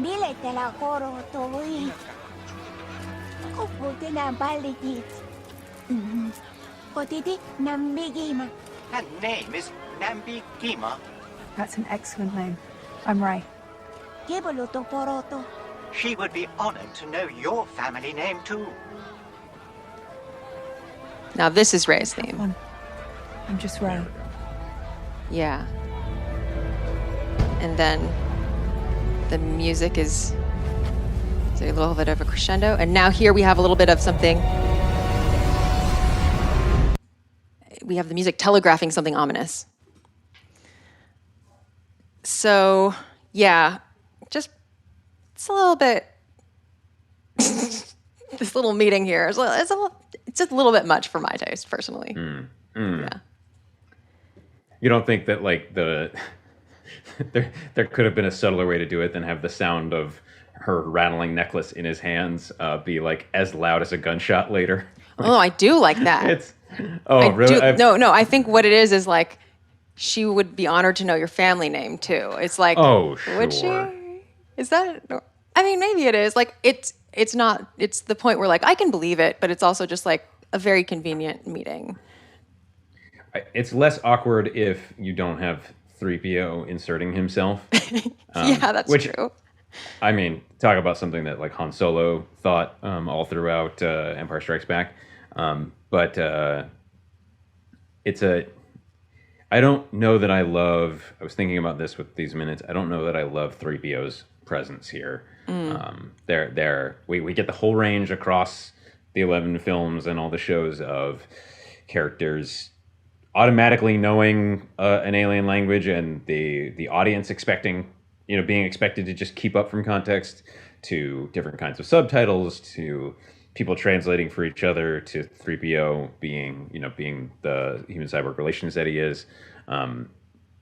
We even have scenes where characters are talking to each other and everyone's subtitled. We get the whole range of options, but I feel like this was a scene where we didn't need it. We didn't need that extra layer of complexity of having to have, like, this person talk to this person to say what this person was saying, and now we're one step removed from the character. I think 3PO makes sense here, since he's the one who knows about Pasaana and whatever, and no one else does. But I think for me, it's the leap between her saying, "I'm Rey," and then the Nambi Gima saying she would be honored to know your family name too. Because I feel like, how does she assume that Rey's not her family name, for one? It's just a little bit that maybe some things got cut that made it, that dialogue more economical or whatever, but I think too much was cut, perhaps. If they were going to do it, it's like cut so much that it's like a little bit reductive. It only exists to set up the end of the movie. Yeah. And that only exists to question mark, the fandom menace, ? So, like, I do think that Rey looking at the children could have carried the point of she's thinking about family stuff, and I think I would have rather have seen that scene drawn out more rather than having a one-to-one confrontation with someone. Like, I would have rather have seen more of those kids, and then maybe some of them going like "mommy, daddy," or like something like getting picked up by their parents. Like, maybe see them, so to draw the connection between, okay, it's not just kids, because maybe she's like thinking, oh, like, I want to have kids, like, it's just to make sure that she's seeing children with parents or something like that. Like, I think they could have added more in that direction. Even the choice to call it family name instead of like surname or something like that. Yeah, well, like that also.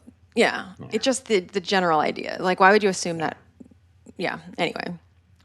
So really, the villain of this is not. It's Nambi Gima. It's Nambi Gima. Yeah. Like we found the true antagonist of Rise of Skywalker. Yeah.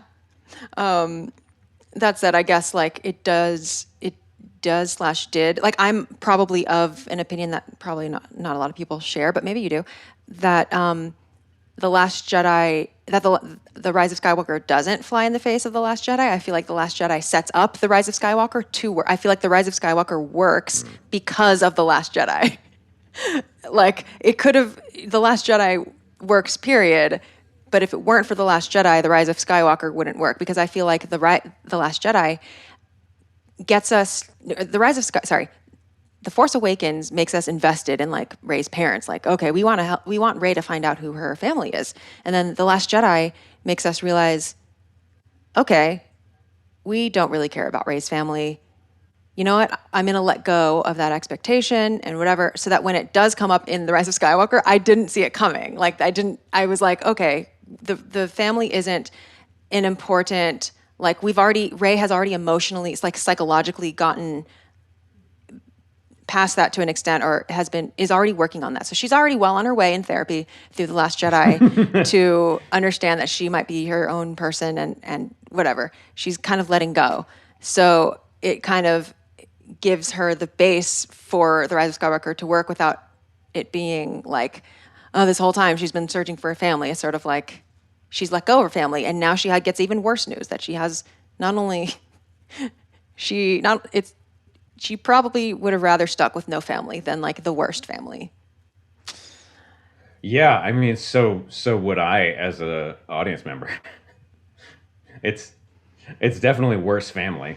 Yeah. It's for sure worse. Yeah. I mean, I think so. Tell me, dialogue. I know you feel differently than me. So, well, I would build off what you were saying, but when you talk about how shoehorned this moment feels, or how awkward the dialogue is, and there's so much of this film's attempts at thematics do that, and do so awkwardly. It feels like it hints at. I appreciate getting these minutes. It's exciting to be able to be on the show this season, and I appreciate getting these minutes because very little in this section hits on some of what I think are the real harmful aspects of this film. But like this movie puts bad things into the world. Like what? I mean, even related to this, we get in Last Jedi this opportunity to think about our lead as someone who gets to build their own destiny. Mm-hmm. And we get we have Johnson building off of Force Awakens, posing the question, and then saying, the one of the themes here is you get to decide who you are, your parentage, your genetics.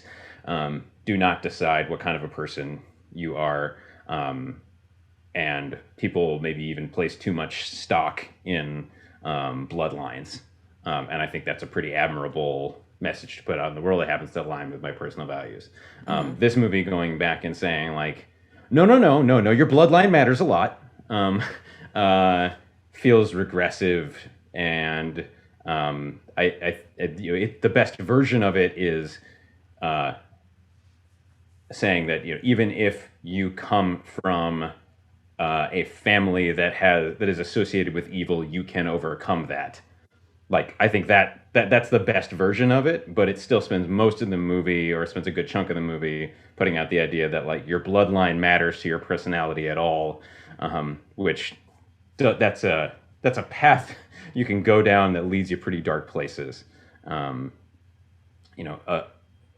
are other parts of the film that do this as well, I think, but relevant to these minutes, that's the one where I get the itchiest, where I get the most worried about how much this movie is later gonna make me cry, later gonna make me and as it will what parts are those? I'm just curious. The fake out with Chewie. Is it because of the fake out with Chewie, or is it because of lightning shooting from her fingers? It's not the lightning shooting from her fingers. It's the fake out. It's the sort of casual way with which we deal with things that I think the other films take more seriously, and then taking seriously some stuff that the sequel trilogy was starting to move towards building in new directions. You mean the Jedi texts? The Jedi texts. If we're talking about things that I think are actually pernicious about the Rise of Skywalker, as a sure. movie, breaking out the old, I think, anti-feminist trope that people who identify as or are mothers can't also be adventurers, or can't also be badass, badass warriors. Wait, where's that? That Leia is made to choose her. Is portrayed as nobly choosing being a mom over being a Jedi, or being part of the Force. I think the other one being that we have a nice setup for Kylo Ren as neo-Nazi, the way the original trilogy has coded the Empire and a lot of its villains very much as Nazis. We've got this guy who's kind of representing, in some ways, a neo-Nazi ideology, I guess. Someone who takes this old fascist imagery and tries to make it anew, but a lot of it's built on insecurities that are just as phony as the original fascist ideology itself. And then Rise says, like, oh, it's not the neo-Nazis. The neo-Nazis actually aren't the real villain. It was the original Nazi to begin with, which I think then takes away from this opportunity that Force Awakens and Last Jedi were using to say, like, we got to watch out for the neo-Nazis and the Nazis. Just because the Nazis were defeated doesn't mean the neo-Nazis won't come around. I think, like, excusing neo-Nazis and saying that, suggesting that someone's right to choose being a mom over being a cool adventurer. I think both of those are bad messages. They don't align with my personal values. And there may be listeners who totally disagree with that. But those are my big challenges with this film. Okay, thanks for sharing. It's funny because a lot of what you said, I feel like the film isn't doing. I feel like your interpretation of the film is doing, which is what we are all doing. All of us are doing. Because, well, first of all, Leia, my sense was that Leia was choosing to be a general. Like, she was choosing to be like a secular person. I didn't feel like the distinction was between being a mom or being a Jedi. I felt like it was, do I want to go Forcey route, or do I want to continue my political and like leader, diplomacy, whatever, war stuff? Do I want to continue being, the general type that I was? Also, I guess the mom thing, I guess I could see that being also a thing because of quote unquote attachment and stuff like that. Like choosing to lead a secular life to, have attachments, have family and stuff like that, have a family, which I can see how that feels regressive, because I know that there are a lot of people who feel strongly in a negative way about the Jedi's forbidding of attachments, or their tenets that say to strive to detach yourself from attachments. But I kind of agree with no attachments. So, but not in the dogmatic, like, rule way, more in the something that you strive to be. Like, I strive for peace. Like, so Jedi will strive for, I can imagine like Jedi having because Jedi are human, or whatever species they are inevitably going to have attachments. But I do think that there is a logic in being like, as Jedi, we are always going to strive for no attachments, like to detach yourself. It's not the physical attachment, it's the emotional attachment, where in the thick of it, a Jedi might choose to save their own family instead of the galaxy or someone else, or they might choose, attachments can make people selfish toward their own tribe and whatever. I understand that, because Jedi are supposed to be a very specific, like, hardcore sect of Force users. You don't have to be a Jedi if you're a Force user. Yeah, and I think something that The Last Jedi shows really well, and Rogue One, are that if you're a Force user, it's not like you just have two options, Jedi and Sith. There are lots of other options. So you can be Forcey and just not commit yourself to the Jedi sect. And I think that's, Leia clearly does that. In The Last Jedi, she demonstrates that she clearly uses the Force and has that ability. She just chooses not to be classically trained in that particular way.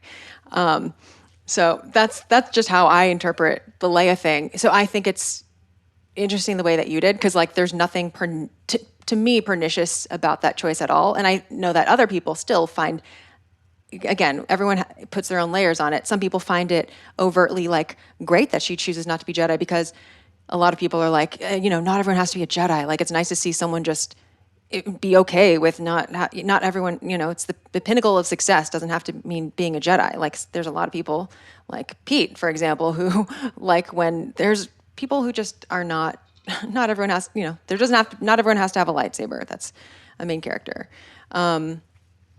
So that's that. But, like, I don't know.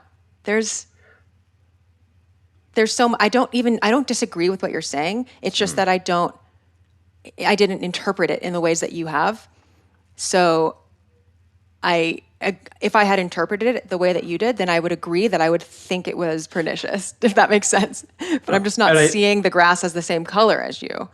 I also grant that, like, Abrams isn't, like, he's just simultaneously too heavy-handed. And I'm giving him more, the total responsibility because it's his name as director, but obviously there are a lot of people contributing to the construction of this film. But he's simultaneously like too heavy-handed with stuff like people constantly asking for Rey's last name specifically in the film, and also a little too ambiguous in that he has Ren in the minutes we were just talking about, continuing with this what I think is an interesting and worthy like development of the Star Wars story of like neo-fascists are a specific additional kind of threat and fascism bad. Fascism bad, monoculture bad, diversity good. Do you feel like The Force Awakens and The Last Jedi interrogate this better? Because I don't get as much of a sense of political interrogation in the sequel trilogy kind of at all, like in any of them, except for like class stuff in The Last Jedi.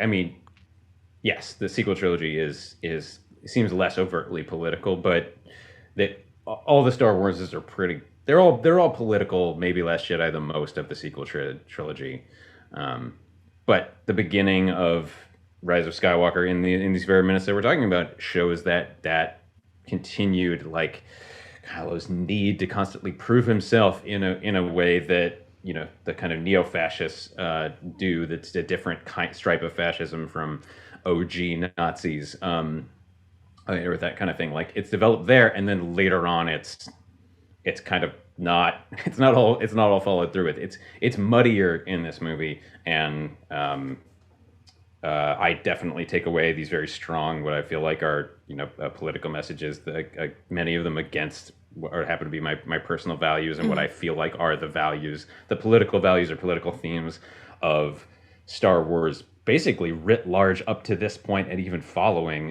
in shows like Andor. But the fact that it's muddy is also, or muddier here, is also a problem. The fact that there isn't, perhaps due to some extent to the vagaries of trying to keep a character in a movie whose actor has passed away years before, like we don't get to have a scene that clarifies the question of like, did she quit all the Force because she gonna be mommy now?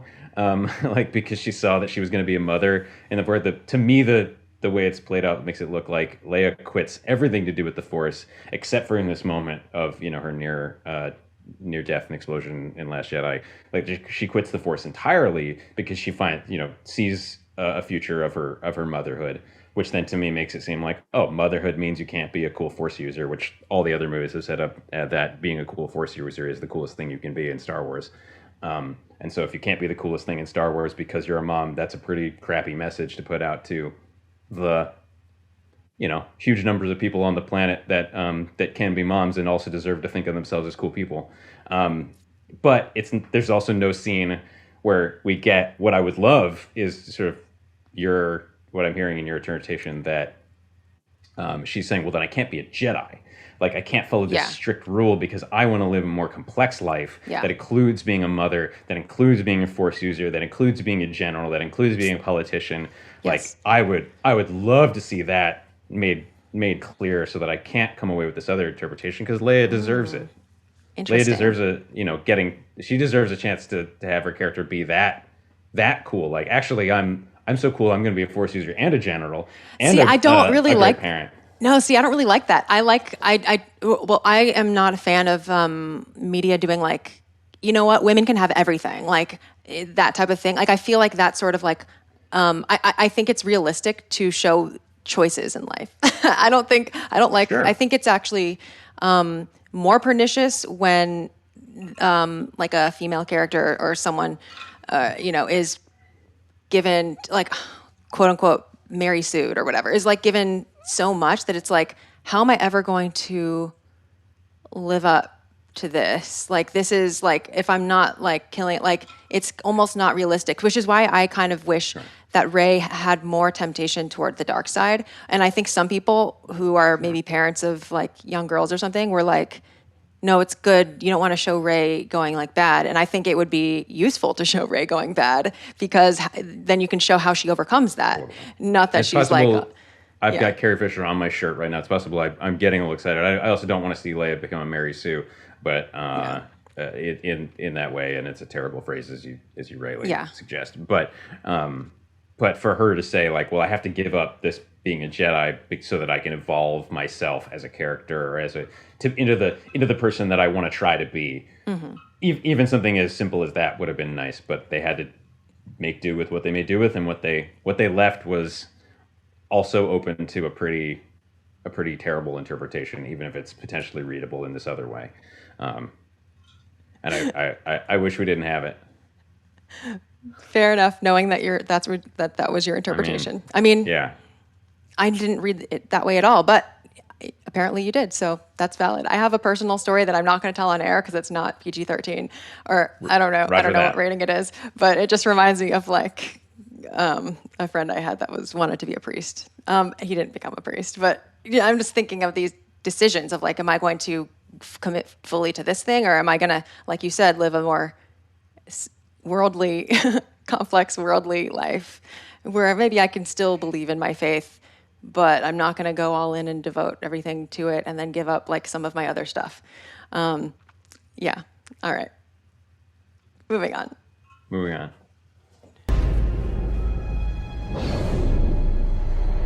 So. Palpatine wants you dead. Okay, we have entered the Force Skype, and there's almost no music for the Skype chat, except there are like whispers and like faint moaning, maybe chanting or something. But we see there's a little outro, right? There is like the music. There's like a tail to the music, but then, or maybe you meant something else by outro. At the end of the Force Zoom, there's a little bit of music injected before. Right. Exits, right? Yeah. Yeah, and here we see like, from Rey's point of view, the world goes dark for a little bit. We see Kylo in his separate quarters, and going back to the punctuation thing.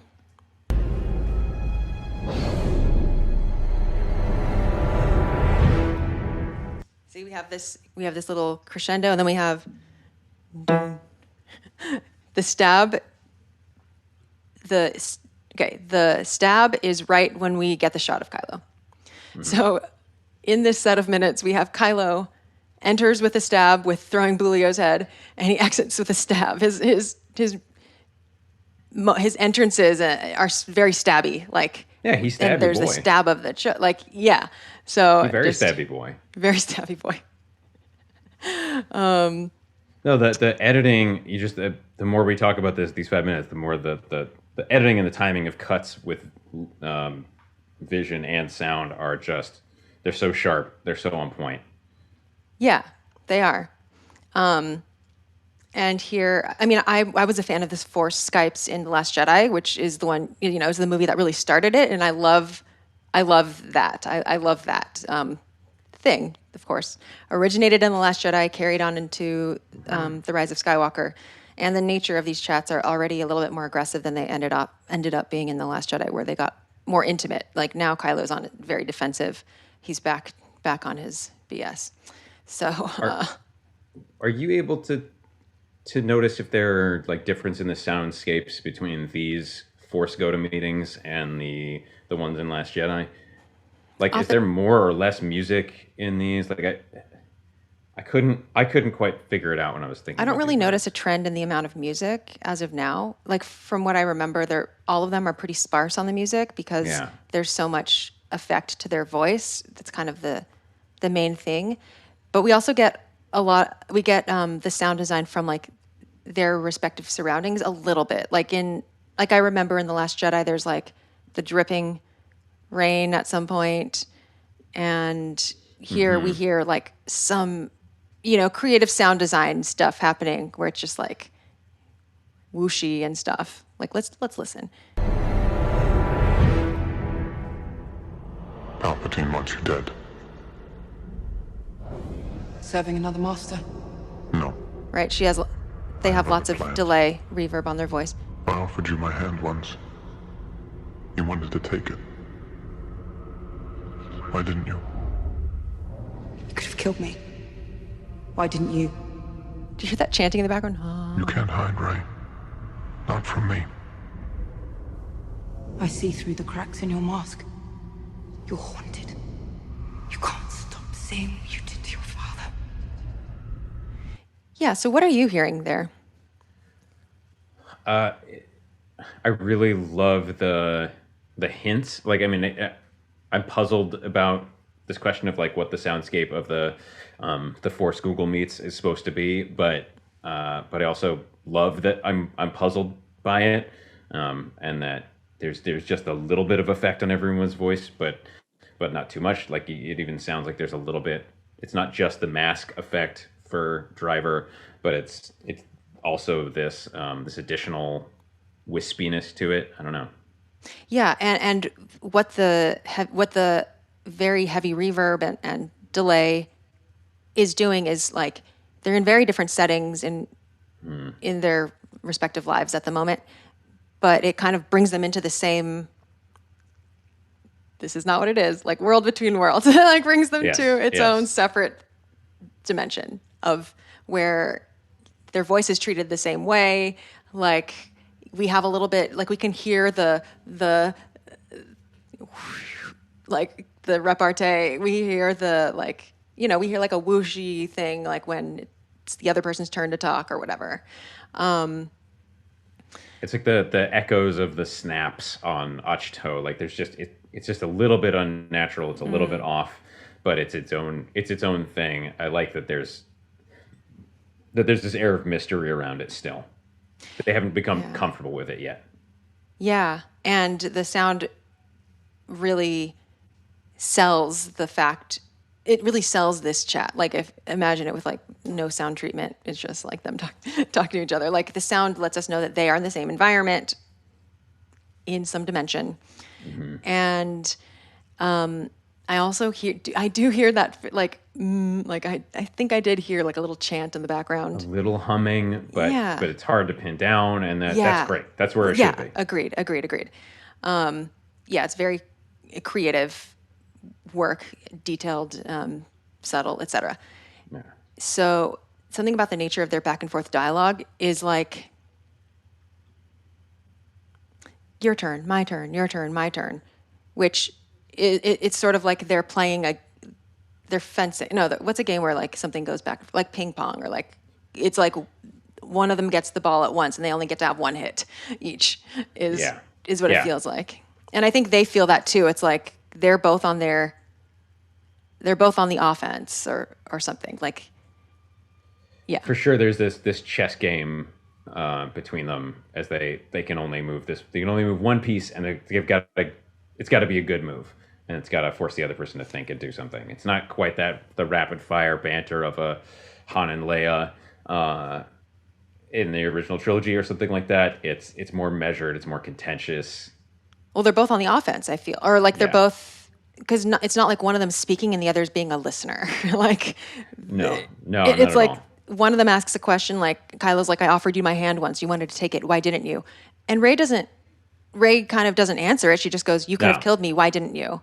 And she's like, "You asked me a question. Now I'm not going to answer, but now I get to ask you a question." And then Kylo doesn't address that either. He's just, "You can't hide, Rey, not from me." And then Rey's like, she doesn't respond to that, like, you know, "Yes, I can." She just goes, "I see through the cracks in your mask. You're haunted. You can't stop seeing what you did to your father." They're both just like, okay, I need to pull out. Okay, yeah. I'm just going to throw this one out now. I'm going to say, and do you still count the days since your parents left? So they're just like, they're playing a game. A Jedi may be defense, never attack, but Rey is full attack here. And apparently that doesn't count for verbal sparring, apparently. Yeah, exactly. Just the other day, I watched this movie called Air, which is like a sort of gentleman's 6 out of 10 movie about the invention of sneakers.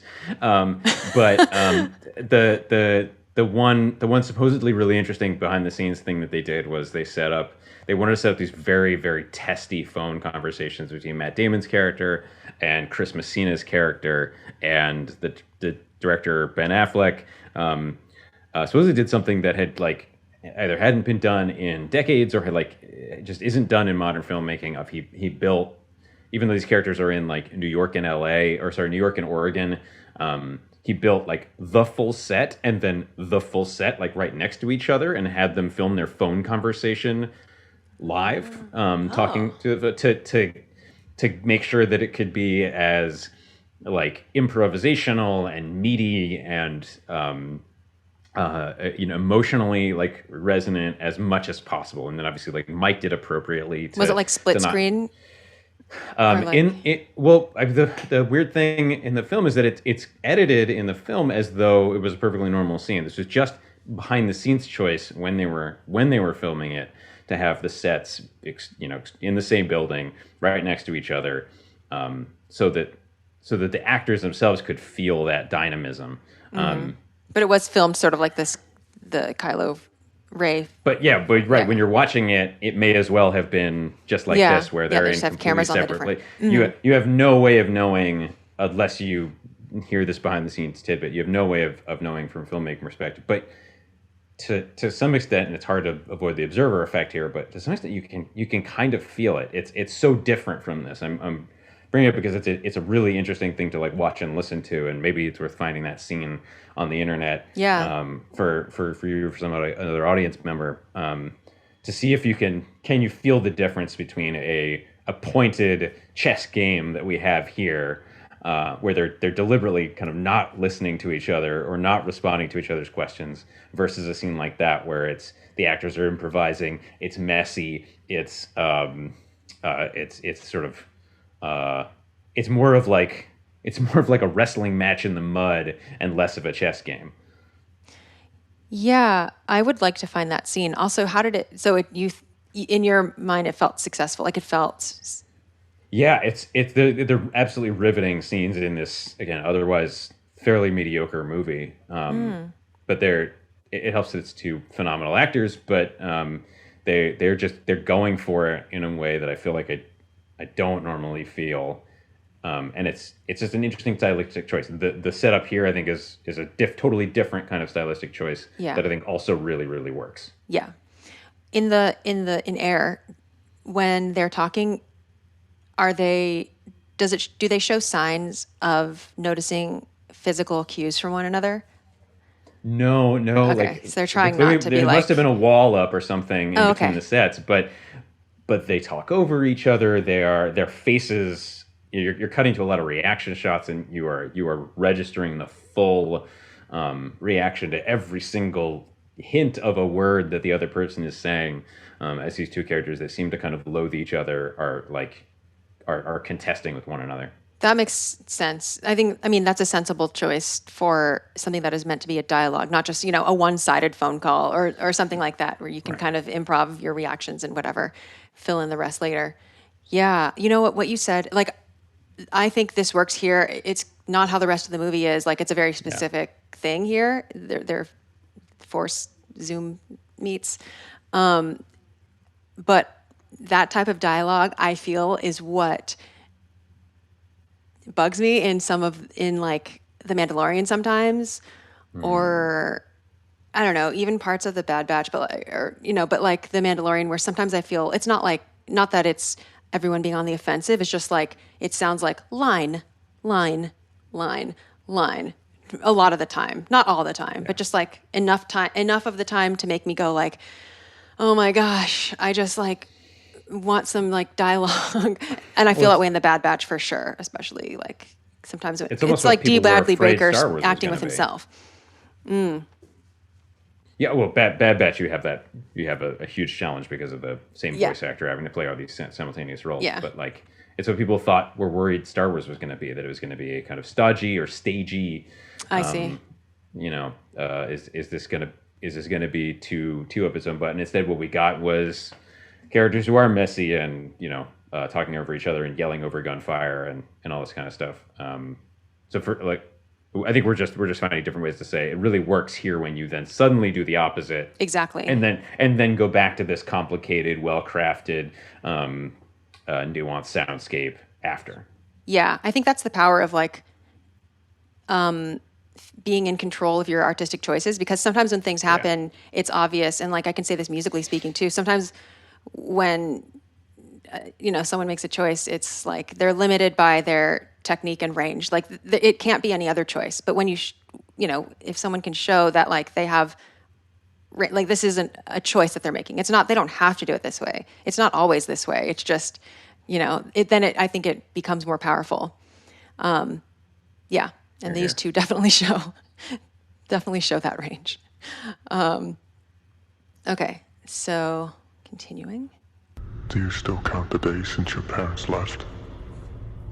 Such pain in you. Such anger. I don't want to have to kill you. I'm going to find you, and I'm going to turn you to the dark side. You have another When Kylo. I hold my hand again,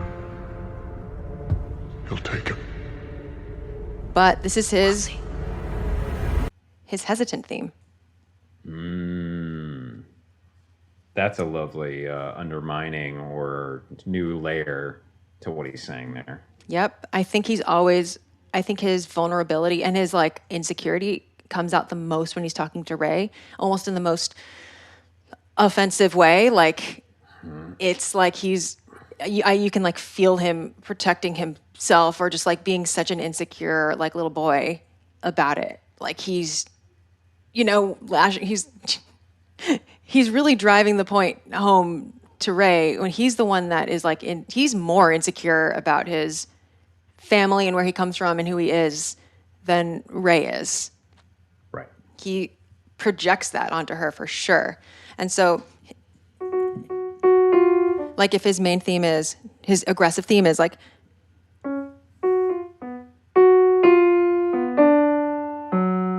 his hesitant theme is this.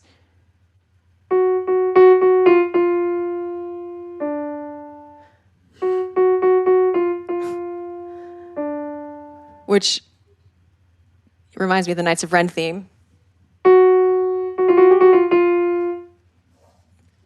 In line with like dark side or villainous themes, they're always very limited in their melodic scope. So it's like you're traversing a whole step this entire time. It's like chromatic, and then in the other one, you're not going any further than a major third. It's a very small distance. It's, like similar thing. Like you're not going beyond a perfect, like you're limited in like such a small range. And I think like these characters like Kylo, he's limited in his own mind.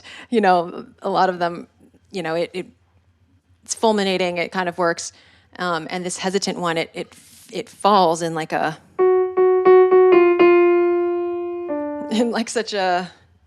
Is that like a little nervous step forward or something? Like he's kind of he's testing the waters a little bit. And he's trying to project that he's walking confidently, but he's actually on tiptoes. Yes, yeah, I think that's a good way to describe it. Yeah, and I like when this theme comes out. Let's hear. Turn you to the dark side. When I offer you my hand again, you'll take it. Which is like, please take it. That's what he means. Yeah. And there again, an orchestral stab.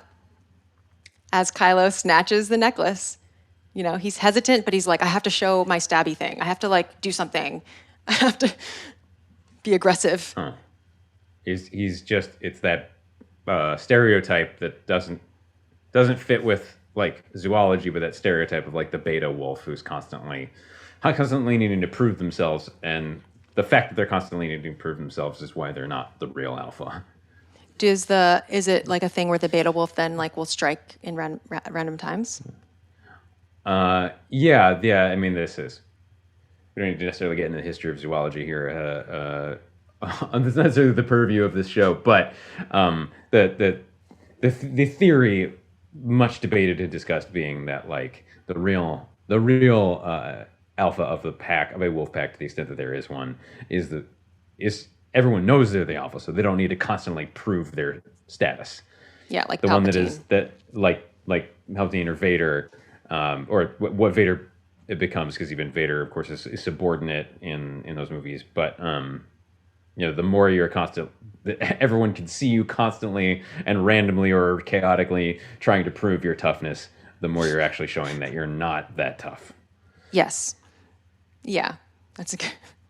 Yeah. But the soundtrack supports that. It doesn't sound as loud as I think on first listen as it did, but that rattle of her necklace in his hand is a nice little punch up to that. Yeah. Do you mean the rattle before he grabs it? When he grabs it, and it's maybe almost simultaneous, or maybe I don't have it quite right, but that he grabs the necklace off her neck and we hear it, the beads rattle. Got it. Let's listen to that again, and then also listen to the swarming crescendo before it climaxes with the stab. It all happens in such a short amount of time. Let's see. When I offer you my hand again, you'll take it. We'll see. Crescendo. Oh, I know what you mean. Okay, yeah. Yeah. Yeah, after he grabs it, we hear the beads, like you said. Yeah. And then it kind of kicks Rey back into reality. I mean, and we have this frenetic string ostinato. And We have to go. Back to the Falcon, now. Why? It's Ren. Sir, we've had this analyzed. And then we have a switch over to Ren's ship. Which looks a lot like Tron. It does look Tron-y. And the sound of the beads is right back with less than 15 seconds, if the 15-second rule applies here. Right, to the sound same bead sound again, so that we only need them on the screen for a split second to remember the importance of them. Yes. Now, this is a picture of my brother and me on the Tron ride at Disney World. Oh, it's Tron-y. It's very Tron-y. Yeah. There we go. Also, it looks like the two of you are having more fun than that poor Imperial officer. Oh, much more fun. Yeah, exactly. We're about to have the launch of our life. Yeah, so incredible. That little... it's something similar to the dark side motif, which to remind you, oh my gosh, and let me mute this while an ad plays on YouTube. Okay, about to skip it. Okay, so the dark side motif is very prominent in Empire Strikes Back.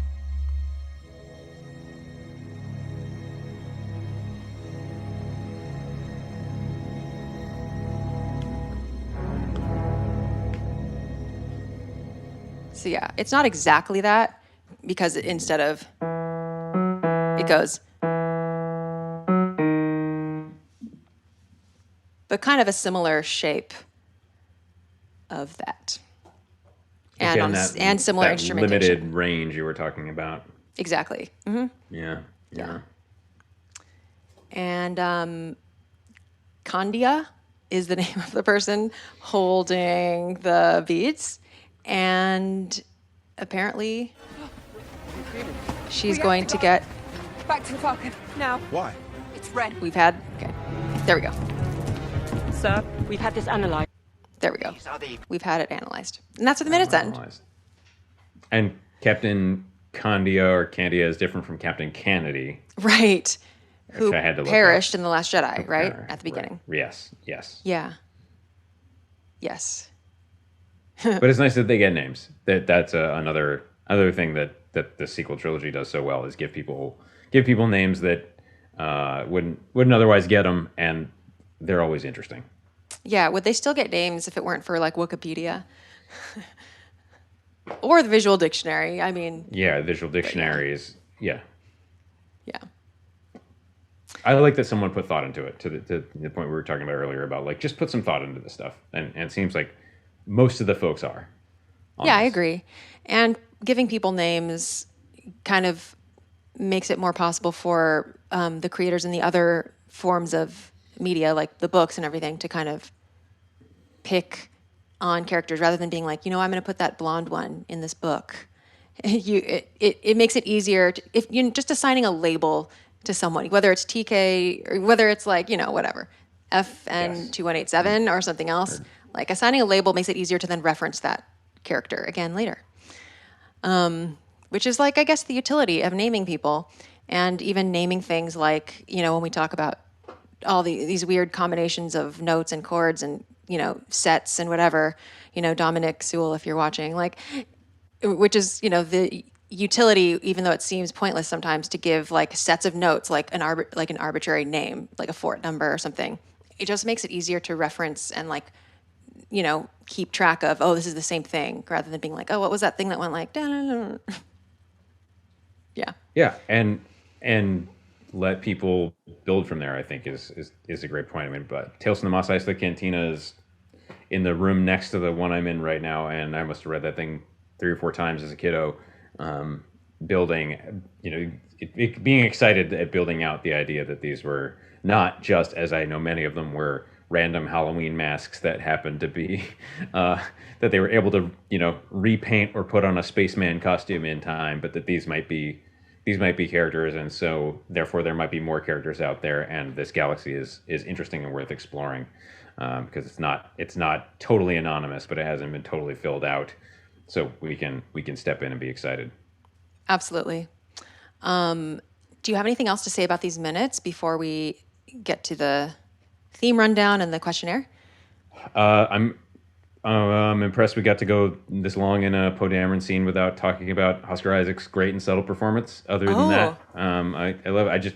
He does a phenomenal job with this. The little pause before saying Chewie, to turn that moment into a joke. Poe playing more nervous now, especially building off of where his character development from the first 2 movies in the sequel trilogy, that he vacillates between having an idea and also being a little nervous and asking questions. It's a cool mode for him, and Isaac does a great job with it. This whole cast is just absolutely outstanding. Agreed. Poe, and also like Finn. I love Finn's little comedic moments. I like his never seen so few wayfinders, kind of like reminding us we're the goal is the wayfinder, okay? Yeah. We're taking a little side trip right now, but come on, wayfinders. And that he's had a stunted childhood development, and he feels things big. He feels big frustration that they didn't immediately find the thing that he was looking for. Yeah. Because he's the biggest poser of the group in some ways, and so he's kind of also Finn. He's the one who is coming late to all of this. Yeah, I would agree with that for The Last Jedi, but I feel like the Rise of Skywalker shows Finn finally settled in something. Yeah, he's got a mission and he's going for it, and he builds from here. I'm fundamentally agreeing that these performances are so good, and he has great moments in these minutes. Yeah, and like his hair is different as well. Yeah. Yeah. Okay. All of them. Let's see if I have any further notes. Okay. We talked about the Lydian thing, all the stabbies, all the stabs. Kylo Ren, very stabby boy. The Skype chat, sound design, of course, diegetic music, which, to me is not. Luckily, it doesn't sound super Lin-Manuel Miranda in an obvious way. Yeah, I do wish it was a little less generic world music-y sure. or, video gamey, but it serves the scene. Yeah. And you can actually find that track online. It's not like a full track. Like if you go to the official, I think Disney Vivo or whatever, YouTube channel, they have Lido Hey by Shag F. Kava, and it basically just shows that snippet of the scene where it's playing. But if anyone wants to listen to that in isolation, go for it. You can find their other Jabba Flow. You can actually find that like on Spotify and whatnot. That's, or whatever, wherever you buy or stream your soundtracks, because they actually did release that song. Because like we said, that was a song, not like a thing. And which makes sense. I think I would have been surprised if it turns out Lido Hey is like a full track that has a beginning and an ending. Clearly it doesn't. But someone will put it on repeat and use it as a beat behind a really great hip hop song someday. Yes, that's so true. It's so true. if they have. And then when you upload videos like this on YouTube, it'll be like you have a copyright claim for this like hip hop song, and then you have to dispute it, and then you have to be like, actually, they're sampling something else. And anyway, timeline. Not speaking that from ample experience. Anyway, so the cues, the themes from this set of minutes were Kylo Ren aggressive. So the Kylo Ren A, Emperor, Rey theme A, the phrase, and Kylo Ren B, hesitant. And then, of course, we have the diegetic Leto Hey. And then, interestingly, none of this other music is on either soundtrack. Pretty sure. Interesting. Yeah. Indeed. Which makes me wonder if it was like kind of written later. Sure. Now, I guess there is not like that much of a continuous soundtrack moment here, so it's more like little. I don't know why. Later guests, tell us why. Please, that would be great. Spill all the secrets. Yeah, Alex, are you ready for the Star Wars Music Minute questionnaire? I believe so. Yes, thank you. Awesome. Do you want me to tell you your answers, your previous answers first, or not? Sure. Okay. So, in exactly 3 words, what does Star Wars sound like?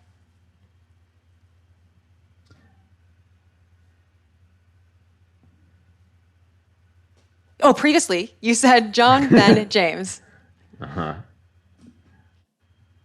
I would say this time subtle, except not. That's funny. Nice. I like the embedded comma in that. Yeah. I felt it. Cute. Yeah. Like font 24, big comma. Okay. Number 2 is, what is something related to Star Wars music or sound that you're curious about and or want to learn more about? Now, previously you have said, what other sound designers does Ben Burtt admire?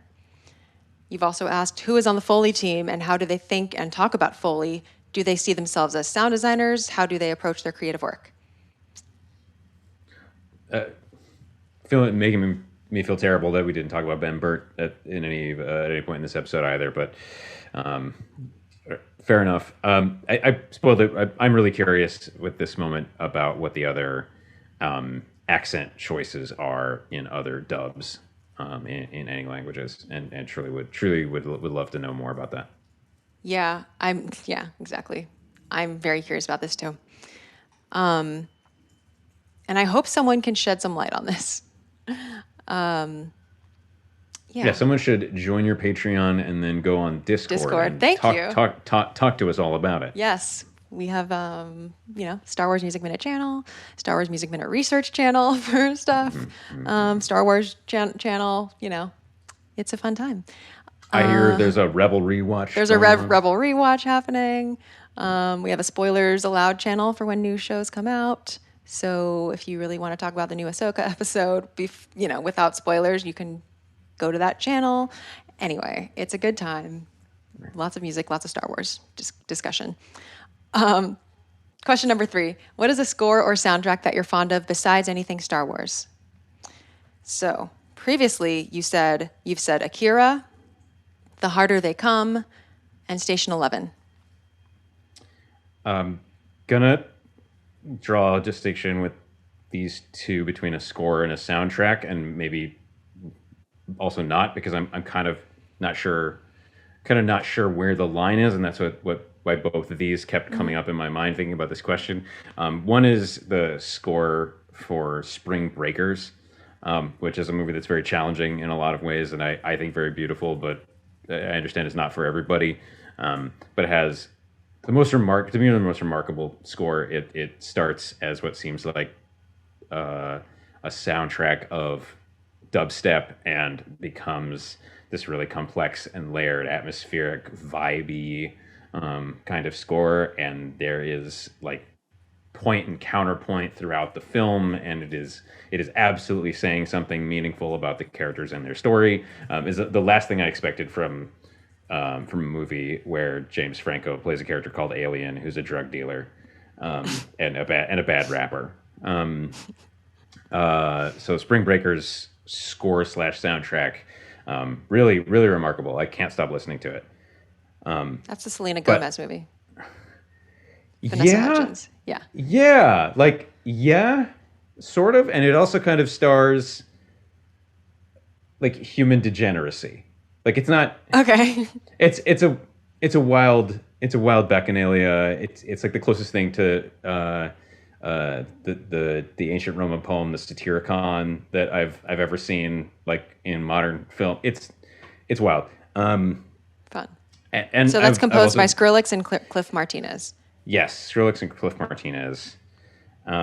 And then there is an album, like a soundtrack album that I'm surprised hasn't gotten a shout out at some point in a season of this show, but that I think people should check out. Similarly, if they want to kind of be challenged by something where the boundaries or the categories maybe don't apply in the way that you think they're going to, which is for a pretty bad movie called Spawn.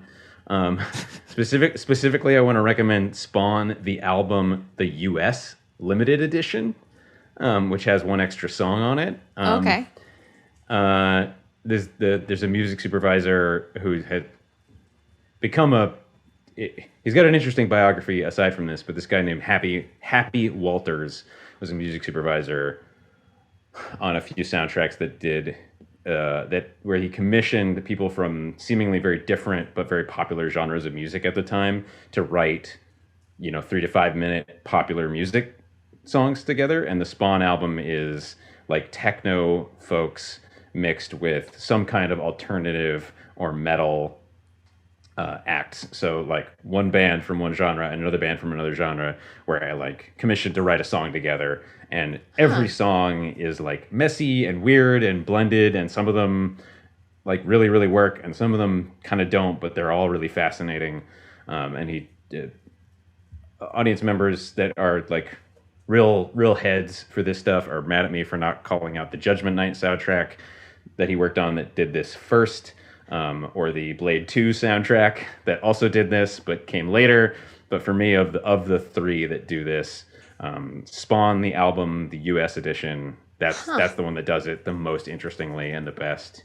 And you want that US edition so that you can listen to the Apollo 440 and Morphine track that ends it. That is, I think, the most successful of all three albums.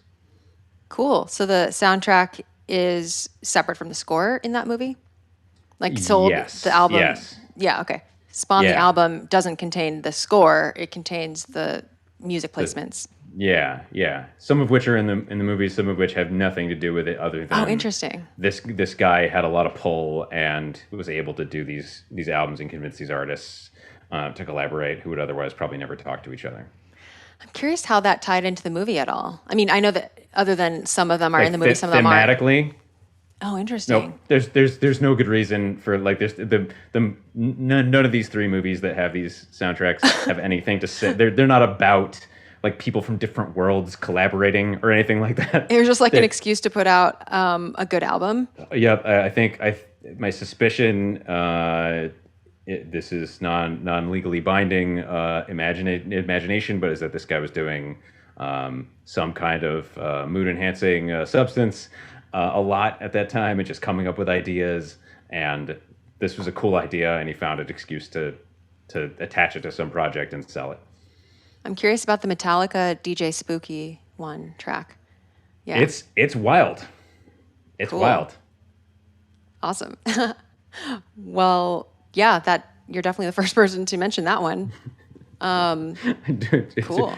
Do not. I cannot recommend watching any of those movies. But all three of those soundtracks, especially the Spawn one, are very, very interesting.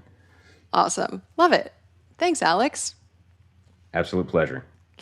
Well, where can people find you online if you are, I know you can find him on my Discord server. Yes, that's just going to say they should become a Star Wars Music Minute patron and join us on Discord, where I go by Brick Steelhead on Discord, or if people want to argue with me about whether Rise of Skywalker is, in fact, excusing neo-Nazis, they can find me on Instagram at Moy, MUAY _TIE _fighter.